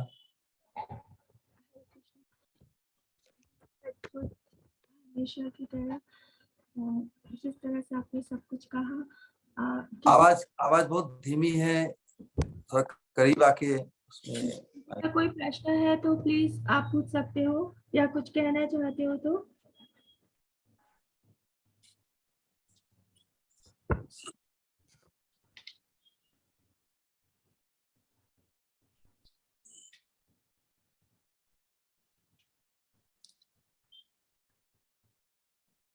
प्रभु आप कुछ कहिए। हमारे गुरु भ्राता आज उन्होंने बड़ा लाभ दिया, बड़ी कृपा की, हम साथ में ही हैं। वो भी श्रवण द्वारा हमें संग दे रहे हैं।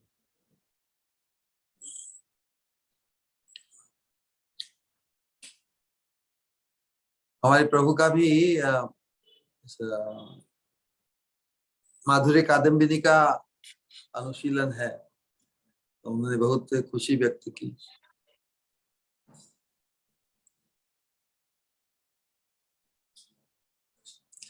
तो हम सबसे पहले हमारे गुरु भ्राता का प्रश्न ले लेते हैं।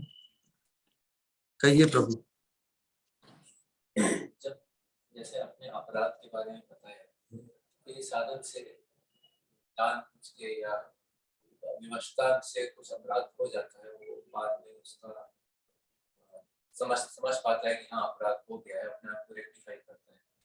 लेकिन फिर उस अपराध का जो इफेक्ट है वो कैसे जाता है? आपने कहा कि अपराधों के कारण उसका सत्संग छूट जाता है, उसका भजन अलग मतों में आकर्षित हो जाता है, तो ये कब तक रहता है? कैसे वो किस प्रकार अपराधों से का जो इफेक्ट, उसने अपराध करना बंद कर दिया, लेकिन जो चल रहा है पिछले अपराधों का जो फल हो रहा है, उससे कैसे और कब तक उसे? जब तक उसकी एकांतिक मति, आसक्ति महत्पुरुष में नहीं होती, तब तक ही ये विघटन, डिस्ट्रैक्शन, जब महत्पुरुष में श्री गुरु चरणों में उसकी रति हो जाती है, तो फिर ऐसा करने के लिए, सोचने के लिए no time and space left for you. वो झंझट में कहीं पे भटक गए। आसक्ति इज ऑलवेज सिंगुलर, जिस प्रकार का हमने बार बार निरूपण किया। आसक्ति is a very powerful thing. भयंकर से भयंकर संस्कार से भी व्यक्ति को उसके दोस्त से बचा लेती है। इसलिए हम बहुत बार सत्संग के अंदर अपने आप को ही समझाने के लिए कहते हैं कि our destiny has nothing to do with our destination.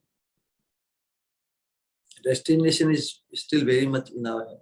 कोई हमें जबरदस्ती पाप नहीं करवाता, जबरदस्ती कोई हमें, जैसे अर्जुन कहते हटा दी कैसे हो जाए, काम ऐसे काम, भगवान कहते काम का ही दुष्प्रभाव है। लेकिन काम मतलब आकर्षण, आसक्ति नहीं। कि जब गुरु चरणारविंद में आसक्ति हो जाएगी तो it will be, one will be able to overcome even the काम का आकर्षण। कि अनंत जन्मों से काम का जो अनुभव है संसार के भोगों का, ये कोई नई वस्तु नहीं है। मनुष्य में पर्याप्त बुद्धि वो समझ सकता है कि ये कोई मनुष्य में पहली बार नहीं बना हो, या दूसरे मनुष्यों का जो हम देखते हैं उनके जीवन में विडंबनाएं, क्या वैसा जीवन मुझे जीना है? नहीं, मुझे तो इस बार। और श्री गुरु की दिव्यता का एहसास जब होता है कि यस, श्री गुरु भी है तो मेरे जैसे ही मनुष्य, यदि श्री गुरु कर सकते हैं तो वो मेरे आदर्श हैं। जो आदर्श होते हैं उनमें ही हमारी अनुरक्ति होती है। We want to emulate the pure person. तो अल्टीमेटली जब तक वो अनुरक्ति नहीं होती महत् पुरुष में, तब तक उसका भटकाव संभव है। Once you become attached to someone जिसे आप इतना दिव्य माने, तो दिव्यता का ही संग करके हम भी दिव्य बन जाएंगे। जहां तक अपराध जो पूर्व में हो गया थी, दूसरे अपराध अनेक प्रकार के, लेकिन जो वैष्णव अपराध है किसी के प्रति हो गया, जानते ही जानबूझ के होता है, वो अपराध कहलाता है ना। तो फिर यदि ऐसी समझ पनपे और कहे कि नहीं, इससे न केवल भगवान प्रसन्न नहीं होंगे बल्कि गुरुदेव भी प्रसन्न नहीं होंगे, तो उनको मैं अप्रसन्न करना अफोर्ड नहीं कर सकता। तो जिनके प्रति अपराध हुआ, भले उन्होंने अपराध लिया कि नहीं लिया, मे बी वो भी उच्च महात्मा हो, नहीं अपराध ग्रहण करते, लेकिन अपराध वो दीदी हमें हुआ है तो उसका वाणी से, शरीर से, जेन्युइन भाव से उनके चरणों में प्रार्थना करके उनसे अपराध की क्षमा मांगनी चाहिए। ऐसा कोई सोचे कि नहीं मैं तो कीर्तनीय सदा भजन पूरा करूंगा, उनके पास जाके इतना नम्र, इतनी ग्लानि करने की क्या आवश्यकता है? तो फिर वो वापस वही हो जाएगा कि नाम के प्रभाव से आप, नाम के बल पर आप उस अपराध का भी भंजन नहीं करना चाहते, नाम से काम करवाना चाहते हैं। जो कार्य हमें खुद को निवारण करना, हम नाम को उस अपराध भंजन में लगाएंगे, तो ये नाम के ऊपर, नाम की इतनी महिमा है, भगवान से हम हमारा काम करवाएंगे क्या कि भगवान हमारे दुश्मनों को आप ही ठीक करो? तो जेन्युइनली जब ये रिमोर्सफुलनेस आती है, तो आती हर साधक में आती है, हर साधक में इतना विवेक है, लेकिन वो उसका सत्संग परिपक्व नहीं हुआ ना। सत्संग अर्थात मनन। अल्टीमेटली हमारी चेतना प्रभावित होगी हमारे मनन से। व्हाट वी आर कॉन्टेम्पलेटिंग, हम किस चीज को लक्ष्य कर रहे हैं, या कैजुअल हमारी भक्ति है। हम भक्ति क्योंकि हम सब 16 माला कर रहे हैं, हम भी कर रहे हैं, सब ये कर रहे हैं, वो कर रहे हैं, और लेकिन हमें 16 माला ये हमारा टाइटल नहीं है। हम किस टाइटल को उपलब्ध करना चाहते हैं? वी वांट टू बिकम शुद्ध भक्त। तो शुद्ध भक्त के सिस्टम में जो शुद्ध भक्त बनने में बाधक है, वो जिनका निराकरण, उन बाधाओं का निराकरण किया जा सकता है, उसको अवश्य ही करना चाहिए, उस पर ढील नहीं देनी चाहिए। कि अनंत जन्मों से हमने ढील देते देते ही कहीं ना कहीं किसी न किसी त्रुटि, दोष, अपराध के कारण अपराध का शमन नहीं कर पाए। Grudge feeling of grudge and feeling of pride, इसके कारण हम अपराध को जानते हुए भी उसके ऊपर राइट ऑपरेशन नहीं कर पाए। उसमें हमारी भगवत अनुरक्ति में ही बाधा बनेगी। अपने आप को तुच्छ तो समझना ही होगा ना। भगवान की जो कृपा को समझता है, जिसने भगवान की कृपा का थोड़ा सा भी अनुभव किया है, वो अपनी नितांत अयोग्यता को समझ सकता है। क्योंकि कृपा ही ऐसी चीज है विच इज ऑलवेज अनक्वालिफाइड। ये संसार में कोई चीज अनक्वालिफाइड है तो कृपा ही है। तो जो कृपा के तत्व को समझ जाता है वो अपने आप को सहज ही अनक्वालिफाइड, अटली अनक्वालिफाइड समझ सकता है कि जो भी आज हमें प्राप्त हुआ है, आई डोंट क्वालिफाई, भगवान की कृपा के कारण। तो जिसे कृपा का बोध हो गया, उनके उनके जीवन में जो नम्रता है, विनम्रता, दैन्य अवश्य ही प्रकाश, उसे कोई शर्म नहीं होगी। जिस भक्त वैष्णव के, महापुरुष के प्रति अपराध हुआ है, उनसे क्षमा प्रार्थना करें। जीते जी ही हर संभव उनसे क्षमा प्रार्थना करके अपने आप को उस ग्लानि से मुक्त करना चाहिए, जिससे हम द्रुत गति से, without any reservation, without any obstacle, हम शुद्ध भक्ति के तरफ अग्रसर हो जाएं। तो अपराध ही है जो बाधक है, और उनमें भी जो वैष्णव अपराध है, वैष्णव अपराध, गुरु अपराध, तो गुरु अपराध तभी होगा ना, अब वापस वही बात है, जब तक श्री गुरु चरणों में रति उत्पन्न नहीं, किसी के प्रति रति उत्पन्न, इतनी उनकी महिमा को इतना सहराते हैं, तो श्री गुरु भी नहीं चाहेंगे कि हम दूसरे वैष्णवों के प्रति अपराध करें, क्योंकि हम उन गुरु का कहलाना चाहते हैं ना। तो यदि कुछ दोषपूर्ण कार्य या अपराध हमसे हुआ है तो उसका प्रभाव श्री गुरु की कीर्ति में भी पड़ता है। तो हम जिनमें अनुरक्त हैं उनकी कीर्ति को कम करना चाहेंगे अपने वाणी से, व्यवहार से या चिंतन से। तो श्री गुरु के प्रति जब हमारा अनुराग या रति जब उत्पन्न होगी तो हम किसी भी कार्य करने में हम सक्षम होंगे, उससे दूर पीछे हटनी या उसे नजरअंदाज नहीं करेंगे।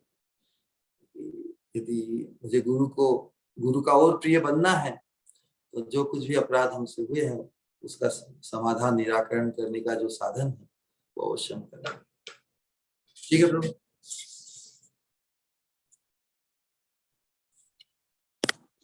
प्रणाम श्री गुरु, मेरा एक सवाल था। हरे कृष्णा। हरे कृष्णा। हाँ बोलो।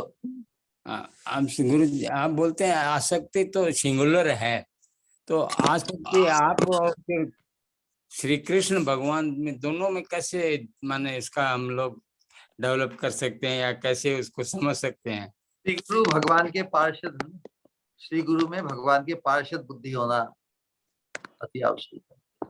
जिस प्रकार की बार बार हमने बताया कि श्री गुरु भी स्वरूपतः है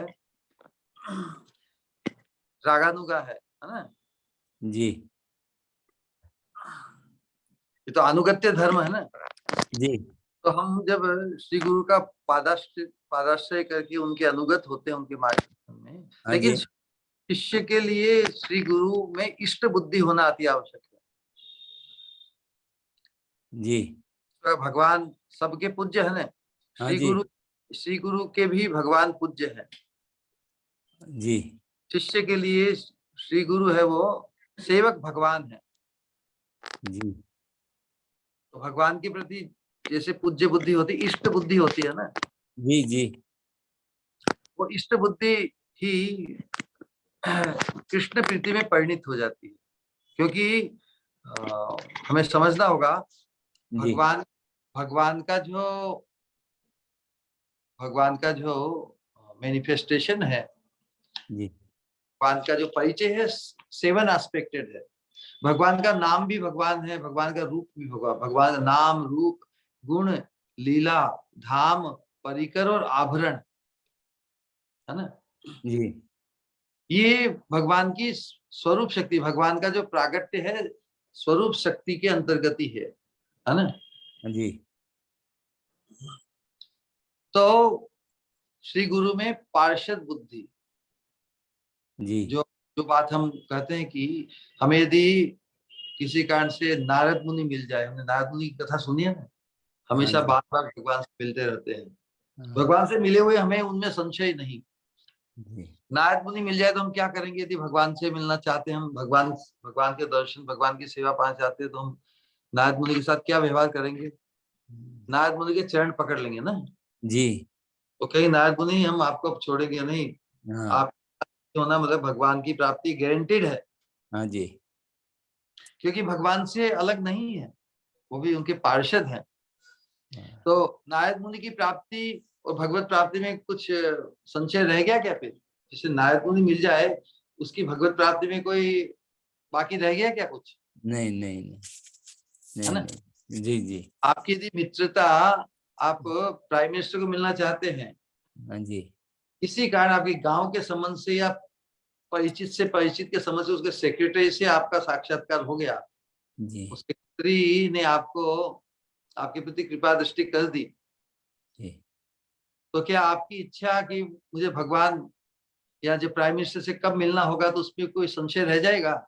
नहीं नहीं नहीं रहेगा। तो जो प्राइम मिनिस्टर से मिला हुआ ही है, जी अंतरंग भाव जी जी जी जी से जी उसकी कृपा पाली तो जी जी जी आप ठीक है ना? जी जी तो रतिरासो भवे तीव्र, ये मैजिकल है, यही भागवत धर्म का रहस्य है, जी जो जी के तीसरे अध्याय के, क्या है श्लोक, तीसरे स्कंद के 7वें अध्याय का 70वां श्लोक है, 19वां श्लोक है, 19वां, जी 3-7-19, जो जी उद्धव जी कहते हैं, विदुर विदुर जी कहते हैं मैत्रेय मुनि को, यत सेवया भगवतस कूटस्थस्य मधुत विषय रति रासो भवे तीव्र, हम साक्षात भगवान की भक्ति करके उनमें रति उत्पन्न करना बड़ा मुश्किल है, लेकिन भागवत हमें बताती है कि भगवती अचलो भावो यद भागवत संगत है। यदि आपने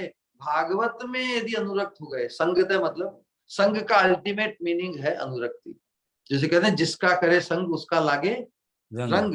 ठीक तो ठीक। संग या सत्संग मतलब सत्पुरुष में अनुरक्ति, जी सत्पुरुष तो अनुरक्त हो जाता है, उसके लिए भगवत अनुरक्ति से वो अभिन्न है।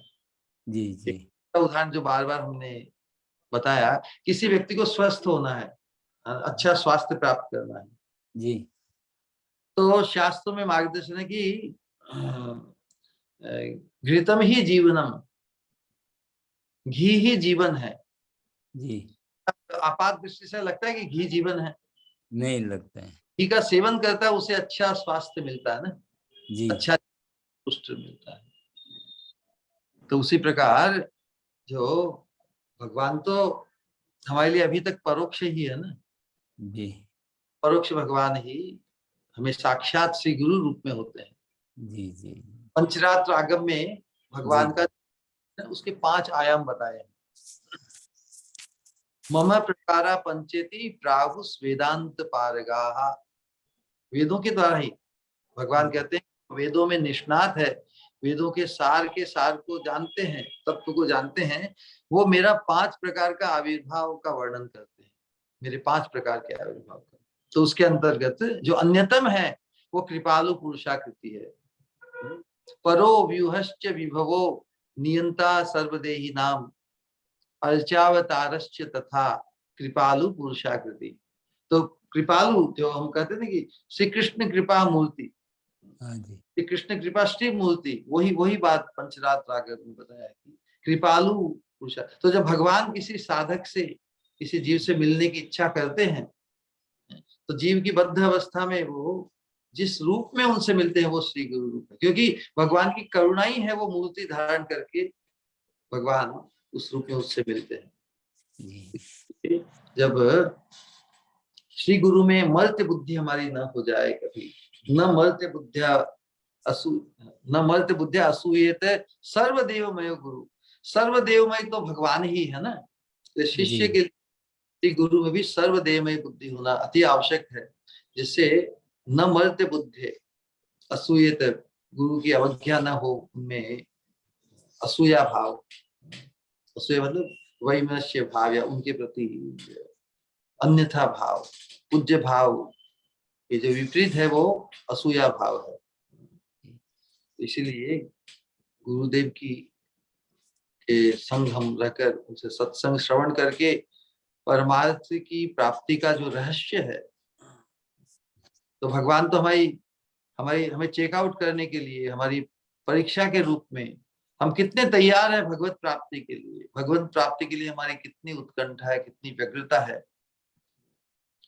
तो भगवान हमसे अपेक्षा रखते हैं कि जो मुझसे मेरा बनना चाहते हो तो जो मेरा बन गया उसका बन के दिखाओ। यदि हमें भगवान को मिलना मतलब भगवान का बनकर रहना चाहते हैं, हमारा बड़ा मनोरथ है ना, हम बस भगवान से मिलना चाहते हैं, तो भगवान कहते भाई डायरेक्ट मुझसे मिलना चाहते हो, लेकिन मेरे संग डायरेक्ट मिलने से तुम्हें मेरा अनुभव तो है नहीं, तो फिर गड़बड़ कर दोगे, मुझे छोड़ना चाहोगे तो मैं तो परम स्वतंत्र हूँ।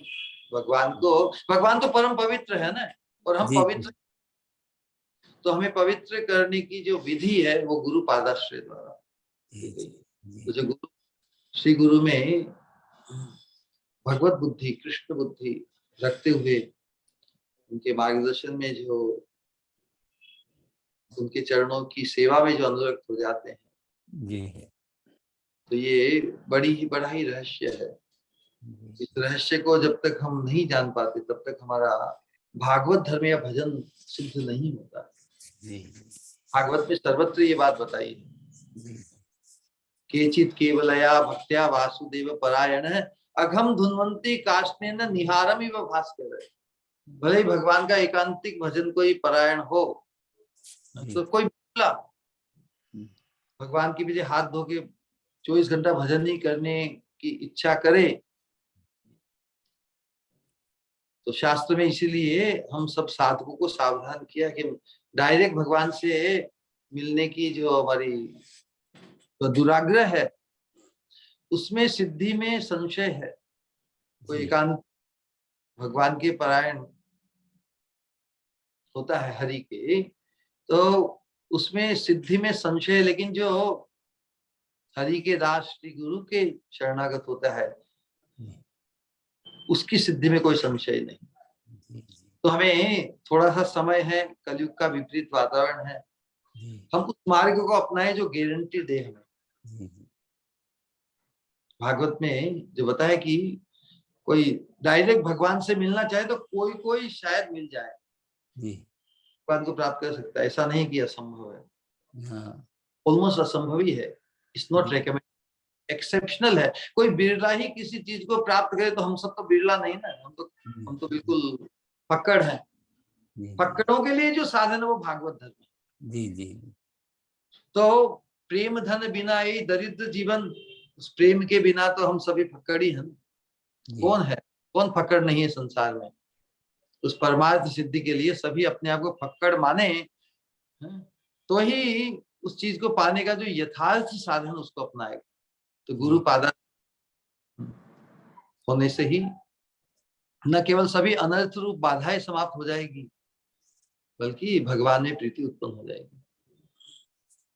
एक साथ उसी को हमें अपनाना है। भागवत धर्म कि भगवती अचलो भाव। भागवत कौन? जिनके हृदय में भगवान के प्रति अचल भाव है। और हमें यदि उस अचल भाव को पाना है तो उसका साधन क्या बताया है? सब भागवत संगत है। वैसे भागवत व्यक्ति का हम संग सेवा द्वारा उनमें अनुरक्ति हमारी होगी, तो उनके हृदय का जो शुद्ध प्रीति का भाव है, रति है, वो हमारे हृदय में स्थानांतरित होगी कृपा के द्वारा। उनके हृदय में जो भक्ति है वो भक्ति महारानी ही आगे बढ़कर उसके हृदय में स्थानांतरित हो जाएगी। कल के सत्संग में, परसों के सत्संग में जो उदाहरण दिया वो वापस उसको प्रकट करते हैं। जिस प्रकार हमारे घरों में जो 5-10 लीटर की जो प्लास्टिक की बोतल होती है, ओरो वाटर या जो भी है, फिल्टर वाटर या जो वाटर को क्या बोलते हैं, वाटर को, तो नीचे एक बोतल होती है, तो जब वो खाली हो जाते हैं ऊपर से वो नई बोतल लाके उसको उल्टा रख देते हैं।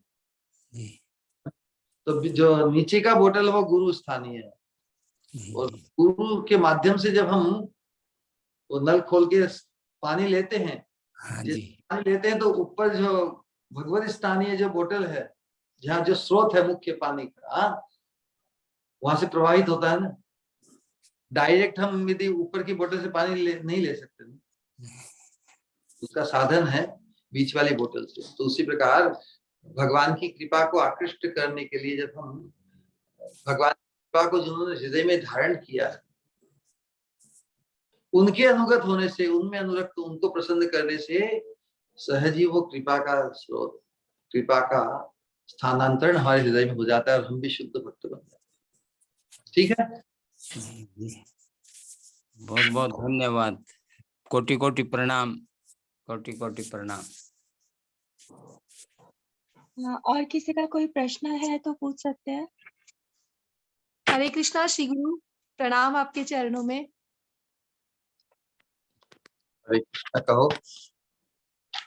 बहुत ही अद्भुत, हर बार जैसे एकदम आप लगता है पूरे शास्त्र का सार एक बार ही हम सबको देना चाहते हैं, पिलाना चाहते हैं। श्री गुरु बहुत अद्भुत आपने बोला। एक सिंपल सा क्वेश्चन है कि श्री गुरु, रति रासो भवेत् तीव्र, है ना, साधु संग सभी जन कहते हैं।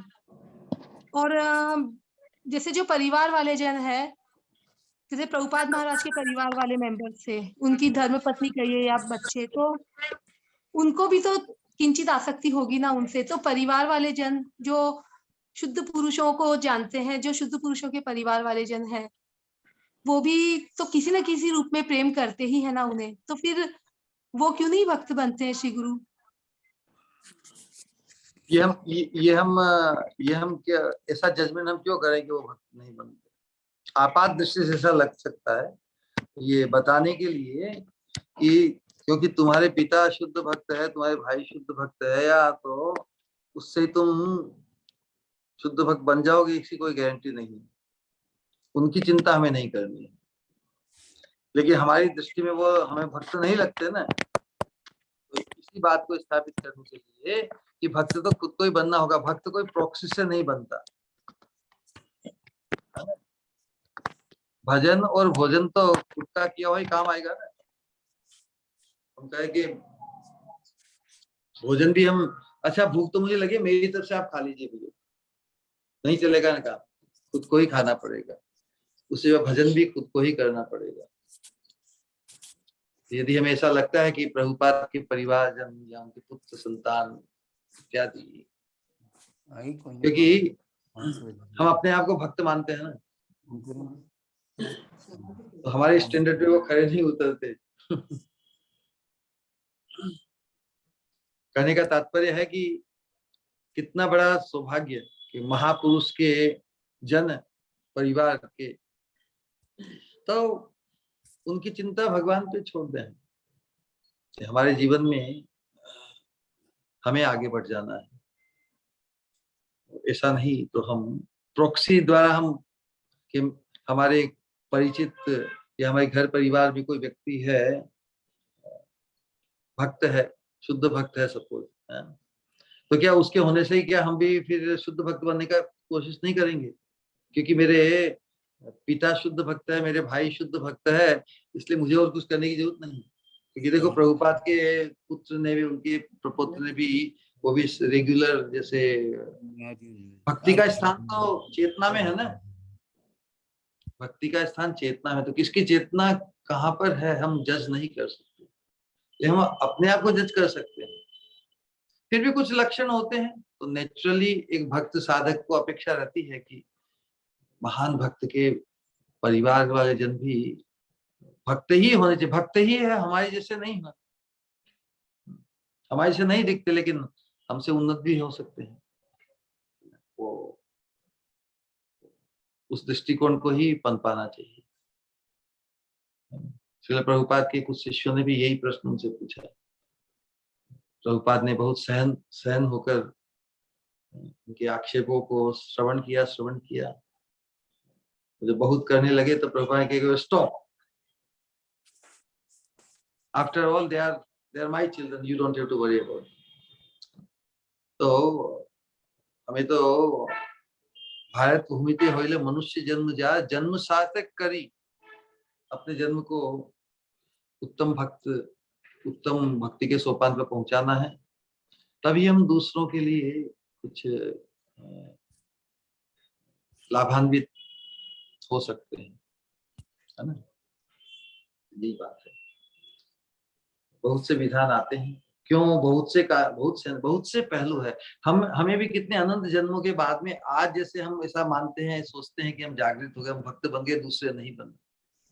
हमें भी तो कितना समय लग गया। तो अपने आप को श्रेष्ठ मानने के अधिकारी हैं क्या? किसी भी अवस्था में जो व्यक्ति श्रेष्ठ भक्त बन जाता है वो खुद को श्रेष्ठ मान ही नहीं सकता। तो जब तक हम अपने आप को किसी से श्रेष्ठ मानते हैं, इसका मतलब हम खुद अभी श्रेष्ठ नहीं बने। और जिस समय हम श्रेष्ठ बन जाएंगे, हमें सभी श्रेष्ठ दिखेंगे खुद के अतिरिक्त। क्योंकि हम जज करना है तो खुद को ही करना चाहिए, आत्मविश्लेषण। हमें ही खूब इतना आगे बढ़ना है। यदि हम सोचते हैं कि हम तो बहुत आगे बढ़ गए, मतलब ठप हो गए। So anything less than the best, anything less than परमार्थ की प्राप्ति, वो अनर्थ है। यदि हम परमार्थ को सिद्ध नहीं करते इस जीवन में, जहां कहीं भी अटक गए, मतलब जहां कहीं भी हमने संतोष धारण कर लिया, we settle anywhere less than परमार्थ सिद्धि, भगवत चरणारविंद की प्राप्ति, भगवत पार्षदत्व की प्राप्ति, अपने स्वरूप के अनुरूप रूप की प्राप्ति के पहले यदि हम अटक गए कि हम तो हो गए, किसी पद, किसी अवस्था को प्राप्त करके हमने संतोष उसके साथ कॉम्प्रोमाइज कर लिया, तो जिसके साथ कॉम्प्रोमाइज किया वो भी अनर्थ है। कितनी विशाल परिभाषा है अनर्थ की। जो परमार्थ नहीं है वो सभी अनर्थ है। ठीक है।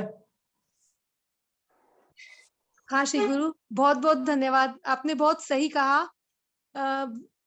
मेरा इसमें कुछ ऐसा ये पूछना था श्री गुरु की, परिवार वालों को तो प्रेम है ही ना, तो फिर मतलब परिवार वालों को तो प्रेम है ही, जो दिव्य पुरुष, जो विशेष महत्व पुरुष है उनसे, तो फिर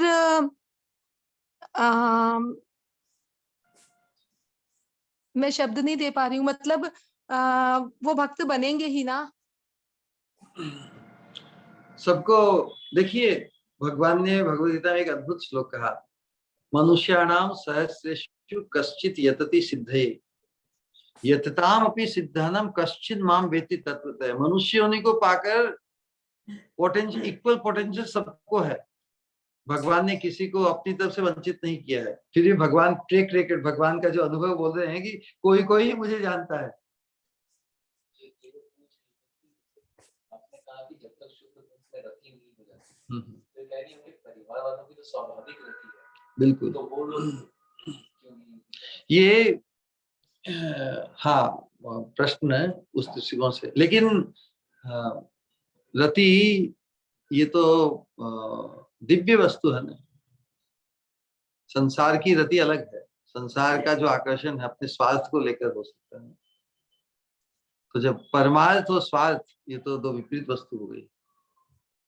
जब परमार्थ ही स्वार्थ बन जाए तब जो रति उत्पन्न होती है शुद्ध भक्त के प्रति, भले परिवार का जन्म हो कैसे हो, तो फिर उसमें संशय ही नहीं था। तो हमारे प्रभु ने तुम्हारे प्रश्न को अच्छी तरह से समझा, है ना। तो जब संसार की में भी रति होती है ना, हम बहुत किसी की प्रशंसा करते हैं और बहुत उसके करीब आना चाहते हैं जिससे हमारा कोई स्वार्थ सिद्धि हो जाए ना। जब स्वार्थ सिद्धि नहीं होती, स्वार्थ की पूरी, तो फिर वो उनकी रति है कि नहीं उसकी सही परीक्षा होती है। नेचुरली वो परिचय तो होता है, लेकिन वो अधिक परिचय तो फिर वो दोष को भी उत्पन्न करता है। सन्निकर्षो ही मर्त्यानाम अनादरण कारणम गांगम हित्वा यथान्याम्भस तत्रत्यो याति शुद्धे। इस प्रकार कोई व्यक्ति गंगा नदी के तट पर रहते हुए भी पवित्र होने के लिए और अन्यत्र स्नान करने के लिए जाए। गंगा नदी की जो वास्तविक महिमा है वो क्या है, उसमें स्नान कैसे पवित्र हो जाता है। लेकिन जो गंगा नदी के तट पे ही रहता है, बहुत उसमें गंदगी भी देखता होगा, उसमें कचरा भी देखता होगा, बाढ़ भी देखता होगा, तो गंगा नदी की जो वास्तविक महिमा है वो उसकी दृष्टि से बोझिल हो गई, ढक गई। इसलिए पवित्र होने के लिए भी वो दूसरे स्थान पे पानी ढूंढने जाता है। देखा जाता है ना संसार में। सन्निकर्षो ही मर्त्यानाम, तो बद्ध जीव जब किसी व्यक्ति के बहुत करीब होता है, तो घर परिवार के व्यक्ति बहुत करीब होते हैं ना, सन्निकर्षो ही मर्त्यानाम अनादरण कारणम, तो उसके कारण उनके प्रति अनादर अवज्ञा भी उत्पन्न हो जाती है। क्योंकि हमारी जब कोई शुद्ध भक्ति के मार्ग को अपना लेता है, तो उससे फिर संसार की जो अपेक्षाएं हैं उसकी शायद पूर्ति नहीं हो पाए, तो फिर अवज्ञा उत्पन्न होती है। अपने स्वार्थ में कोई रुकावट आती है, तो फिर जिनका जो महापुरुष जो शुद्ध भक्त है उनके प्रति मर्त्य बुद्धि होने से, इसीलिए श्री गुरु के प्रति मर्त्य बुद्धि न हो जाए, भगवान बार बार समझा, न मर्त्य बुद्धि असूयत है। अब ये किसी काम का नहीं हमारे, ये हमारे किसी काम का नहीं। बहुत देखा है, बहुत भक्ति करे, भक्ति में से क्या होगा, अभी तो ये करना है, वो करना है, वो करना है। अपेक्षा जब तक रहती, आशा ही परमम दुखम नैराश्यम परमम सुखम, भागवत का ही वचन है। जो संसार के संबंध से, संसार की कामनाओं की, वासनाओं की पूर्ति के लिए कोई अपेक्षा, किसी आशा रखता है, तो उसका परम दुख का कारण बन जाता है। नैराश्यम, परमार्थ में आगे वही बढ़ता है जो संसार के संबंध से, संसार के आश्रय से डिपेंडेंट नहीं होता, भगवान के ही जो आश्रित रहता है। फिर भगवान निमित्त बनाकर किसी को भी किसी रूप में सहायता कर सकते हैं, लेकिन हमें आशा एक राम जी से, दूजी आशा छोड़ दे, उस सूत्र को अपनाना होगा। आशा करनी तो भगवान से ही, अल्टीमेटली भगवान तो सर्वसमर्थ है। भगवान हमसे आशा रखते हैं मनुष्य होने में कि हम उनके शुद्ध भक्त बने। इस आशा की अपेक्षा भगवान को है, इससे कि मनुष्य मेरा पीछा करेगा। मनुष्य को जो मैंने परमार्थ का मार्ग उसके साथ प्रकाशित किया वेद शास्त्र से, तो वो मेरा पीछा करेगा। भगवान इस अपेक्षा में बहुत संतुष्ट। जब मनुष्य होने को बनाया भगवान ने, तो मनुष्य में स्पेशल बुद्धि देकर भगवान ने ये अपेक्षा की। तो अपेक्षा और आशा में फर्क है ना। भगवान को अपेक्षा है हमसे, भगवान उस आशा से बंधे नहीं है, इसलिए भगवान दुखी नहीं है। जिससे हम आशा में बन जाते हैं, हमें बड़ा दुखी होना पड़ेगा। अपेक्षा कर सकते हैं कि भाई उन्होंने कहा 2 घंटे में कोई आएगा व्यक्ति, अब नहीं आवे तो फिर उसको छोड़ देना चाहिए, आगे बढ़ना चाहिए। ले आशा से ही बंध गए, तो आशा से बंधना है तो उनसे बंधो, उनसे बंधो जिनकी आशा हमें बाकी सब आशाओं से मुक्त कर देगी। आशा मतलब किसी अभाव की पूर्ति के लिए ना। तो भगवान का अभाव यदि हमें प्राप्त हो जाए, तो भगवान की, तो बाकी सभी अभावों से हमारी मुक्ति हो जाएगी। तो कहने का तात्पर्य यही है कि हम जिस मार्ग में लगे हुए हैं, हम में वो दोष नहीं आ जाए, हमसे वो अपराध नहीं बन जाए, इसमें सावधान रहना है। और हम यदि उस अपराध मुक्त अवस्था को प्राप्त करेंगे, तो हम ही हमारे आसपास के जो दूसरे साधक या जो साधना में आ सकते हैं, उनके लिए हम प्रेरणा स्रोत बन सकते हैं। यह आवश्यक है, प्रत्येक साधक का उत्तरदायित्व है।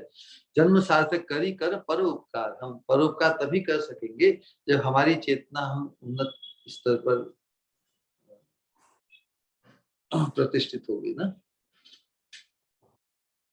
ठीक है, और हम सबके लिए जिम्मेदार नहीं है। We are responsible only for our action,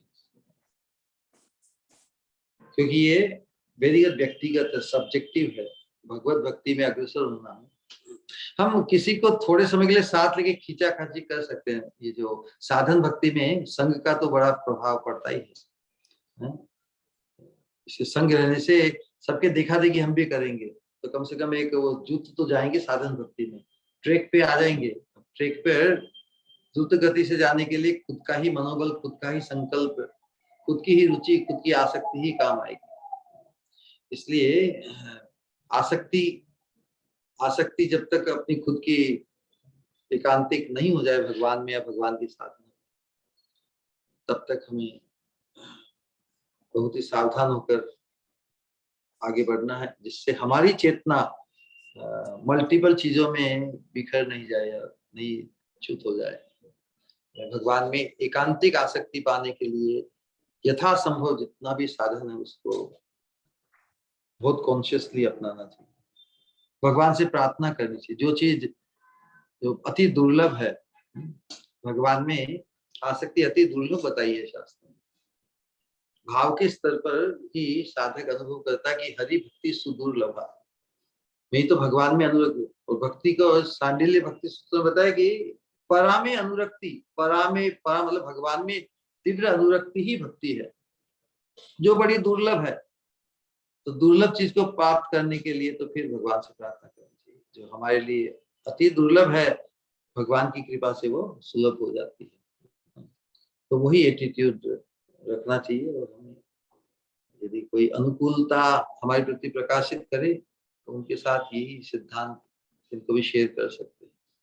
लेकिन जो उतना अनुकूलता नहीं दिखाए तो उनको हम उनके प्रति लघुता का भाव नहीं रखना चाहिए कि हम तो गुरु बन गए, हम तो श्रेष्ठ बन गए और ये लघु है। हम भी लघुता में ही पढ़े हैं आज तक। अब ये थोड़ी जागृत हुई कि हमें लघुता से छूटना है, शुद्ध भक्ति की महिमा को अंगीकार करके लघुता से मुक्त होना है। लेकिन गुरुता उसमें ही आती है जो खुद को लघु माने, न कि दूसरों को लघु माने। ये भी एक बड़ा पैराडॉक्स है। जो खुद की तुच्छता का बोध कर पाए इस जीवन में, वही वास्तव में गुरु है। भक्ति सिद्धांत सरस्वती ठाकुर वो कहते कि पूरा जगत ही मेरा गुरु है, इसलिए वो जगत गुरु कहलाए। उनका दृष्टिकोण बड़ा ही विशाल था, बहुत ही अद्भुत था, चमत्कृत करने वाला था। उनके लेख जिनका कुछ बार हमने निरूपण किया है, बड़े ही विप्लवकारी थे। तो हमारे दृष्टिकोण को एकदम खींचकर बदल देते थे। ठीक है, राइट। हरे कृष्ण। प्रणाम श्री गुरु। मेरा एक सवाल था, करूं? श्योर। आपने कहा सेवा अपराध के बारे में। हाँ, ये सही है कि सेवा अपराध नहीं होना चाहिए, क्योंकि हम अपराध करके फिर उसके नाम के साथ उसका प्रायश्चित या नाम के आड़ में वो अपराध। लेकिन जैसे वो भाव नहीं, पर फिर भी सेवा करते वक्त ये हमेशा ये अटेंटिव रहना कि हमसे अपराध नहीं हो जाए। या लेकिन अगर जैसे भावना में जैसे आपने एक बार स्टोरी बोली थी, वो भाव नहीं है। फिर भी जैसे आपने एक बार स्टोरी बोली थी कि एक जो छोटी बच्ची जो माला बनाती है, वो पहले खुद पहनती है, फिर भगवान को पहनाती है। अगर वो दृष्टि से देखा जाए, नियम की दृष्टि से, तो वो सही नहीं है। लेकिन अगर प्रेम की दृष्टि से, तो वही भगवान को भाती है। तो इसमें जो हम सेवा कैसे कर रहे हैं, वो ज्यादा मायने रखता है कि हमारा भाव मायने रखता है?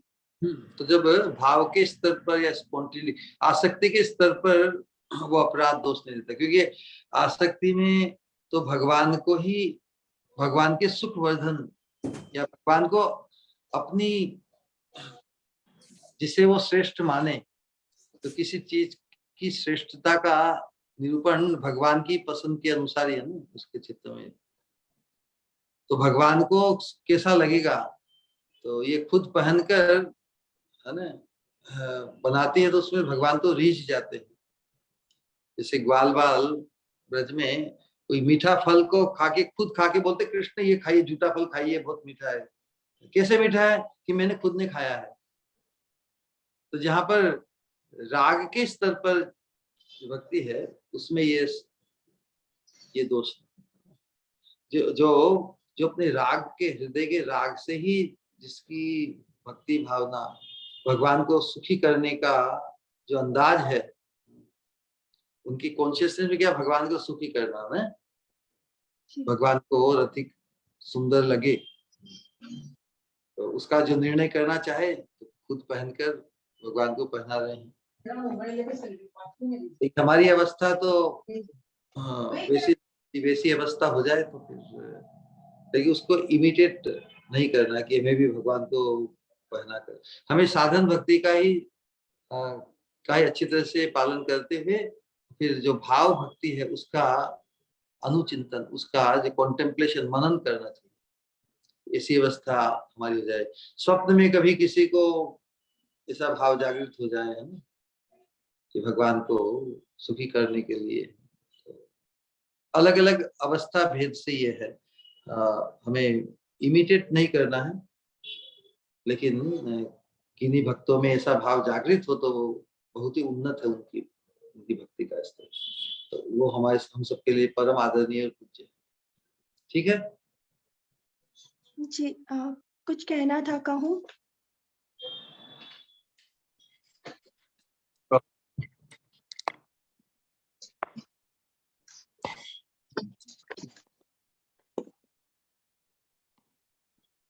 तो हो गया। और ये सखी, कहना चाहूँ, कुछ कहना चाहूँ, हूँ तो मैं अयोग्य, फिर भी कुछ शब्द कहना चाहूँ मेरे श्री गुरु के बारे में। तुम्हें भी तो भाता है सुनना उनके बारे में, श्री गुरु गौरांग के बारे में कहना या सुने बिना तो ये जीवा की कोई सफलता नहीं है।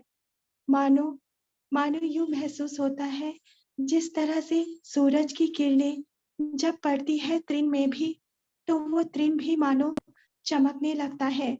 उसी तरह से मानो जब मेरे श्री गुरु की अमृत वचनों की तेज से मानो, हाँ, जब मेरी श्री गुरु की अमृत वचनों की तेज बिखरती है चारों ओर, तो मानो अनर्थ भरा हृदय के पीछे भी छुपा हमारे असली स्वरूप का एहसास हृदय करना चाहे।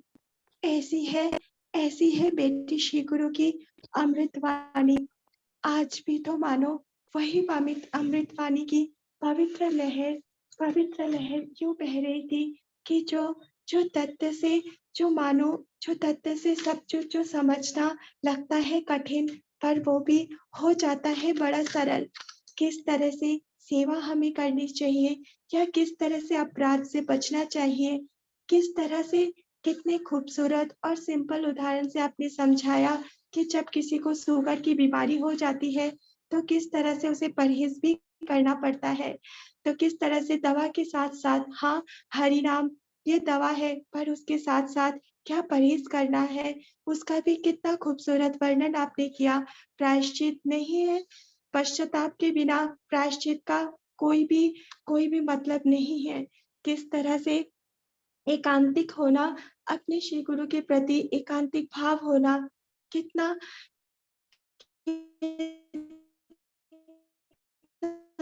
जरूरी है, ये एहसास होता है। वो हमें महसूस होता है कि वही कृपा ही तो होती है जो हमारे हृदय से अनर्थ को दूर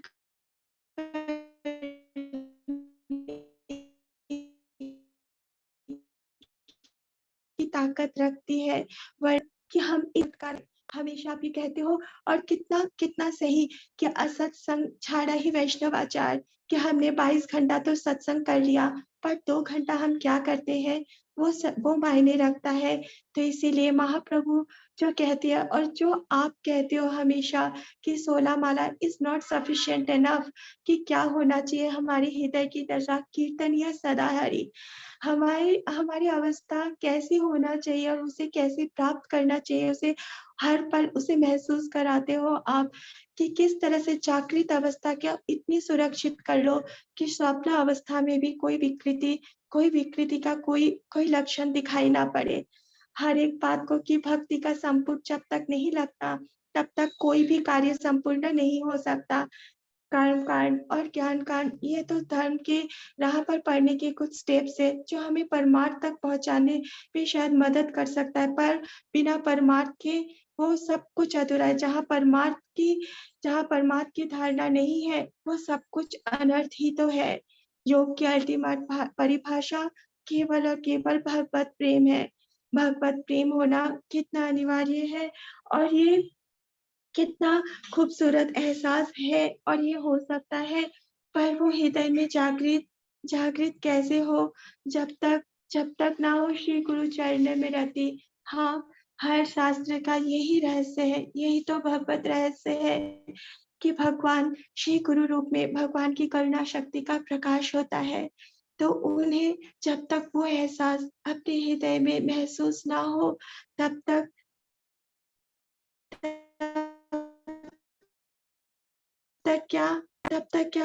कोई भी एहसास, जिस तरह से आपने कहा कि अगर हमें हमेशा हमें कैसे रहना है, कि अगर जज करना है तो खुद को करो। एनीथिंग लेस देन द परमार्थ प्राप्ति वही अनर्थ है। हाँ, आखिर तो नहीं, पर यही कि मानो आकांक्षा ना जाने कितनी संसार डिजायर भरे इस हृदय में भी मानो प्रेम की फूल खिला आविर्भाव हुआ है श्री गुरु आपका। है ये, चाहे जितनी बार भी कह दूं कि संसार मानो एक तप्त मरुभूमि है, और उसमें मेरे श्री गुरु के चरण का एहसास एक शीतल जल की धारा है। कहना चाहूं बस 2 लाइन है बंगाली में, पर मीनिंग आई थिंक जो भी है समझ आएगा सभी को। তুমি ছাড়া আমি যেন মরুভূমি, পথে হারা পথিকের মতো, সাজানো পৃথিবী এলোমেলো হয়ে যায়, সব কিছু মনে হয় শূন্য যেন। आपका कोटि कोटि धन्यवाद श्री गुरु। धन्यवाद शब्द इज नॉट सफिशिएंट। प्रणाम। हरे कृष्ण। ओके, हरे कृष्णा कृष्णा कृष्णा हरे हरे, हरे राम राम राम। 3 बार कहेंगे हम प्रियता और पूज्यता के भाव से हरे कृष्ण महामंत्र हमारे श्री गुरु के सम्मान में। हरे कृष्णा कृष्ण कृष्ण हरे हरे, हरे राम राम राम हरे हरे, हरे कृष्णा कृष्ण कृष्ण हरे हरे, हरे हरे राम राम राम हरे हरे, हरे कृष्णा कृष्ण कृष्ण हरे हरे, हरे हरे राम राम राम हरे हरे। हरे। हृदय से कहेंगे परम पूज्य भक्ति स्वरूप गोविंद महाराज जी की जय। जय। गोविंद की जय। निताई गौर प्रेमानंदे। गुरुदेव प्रणाम, गुरुदेव कोटि कोटि प्रणाम गुरुदेव। श्री गुरु।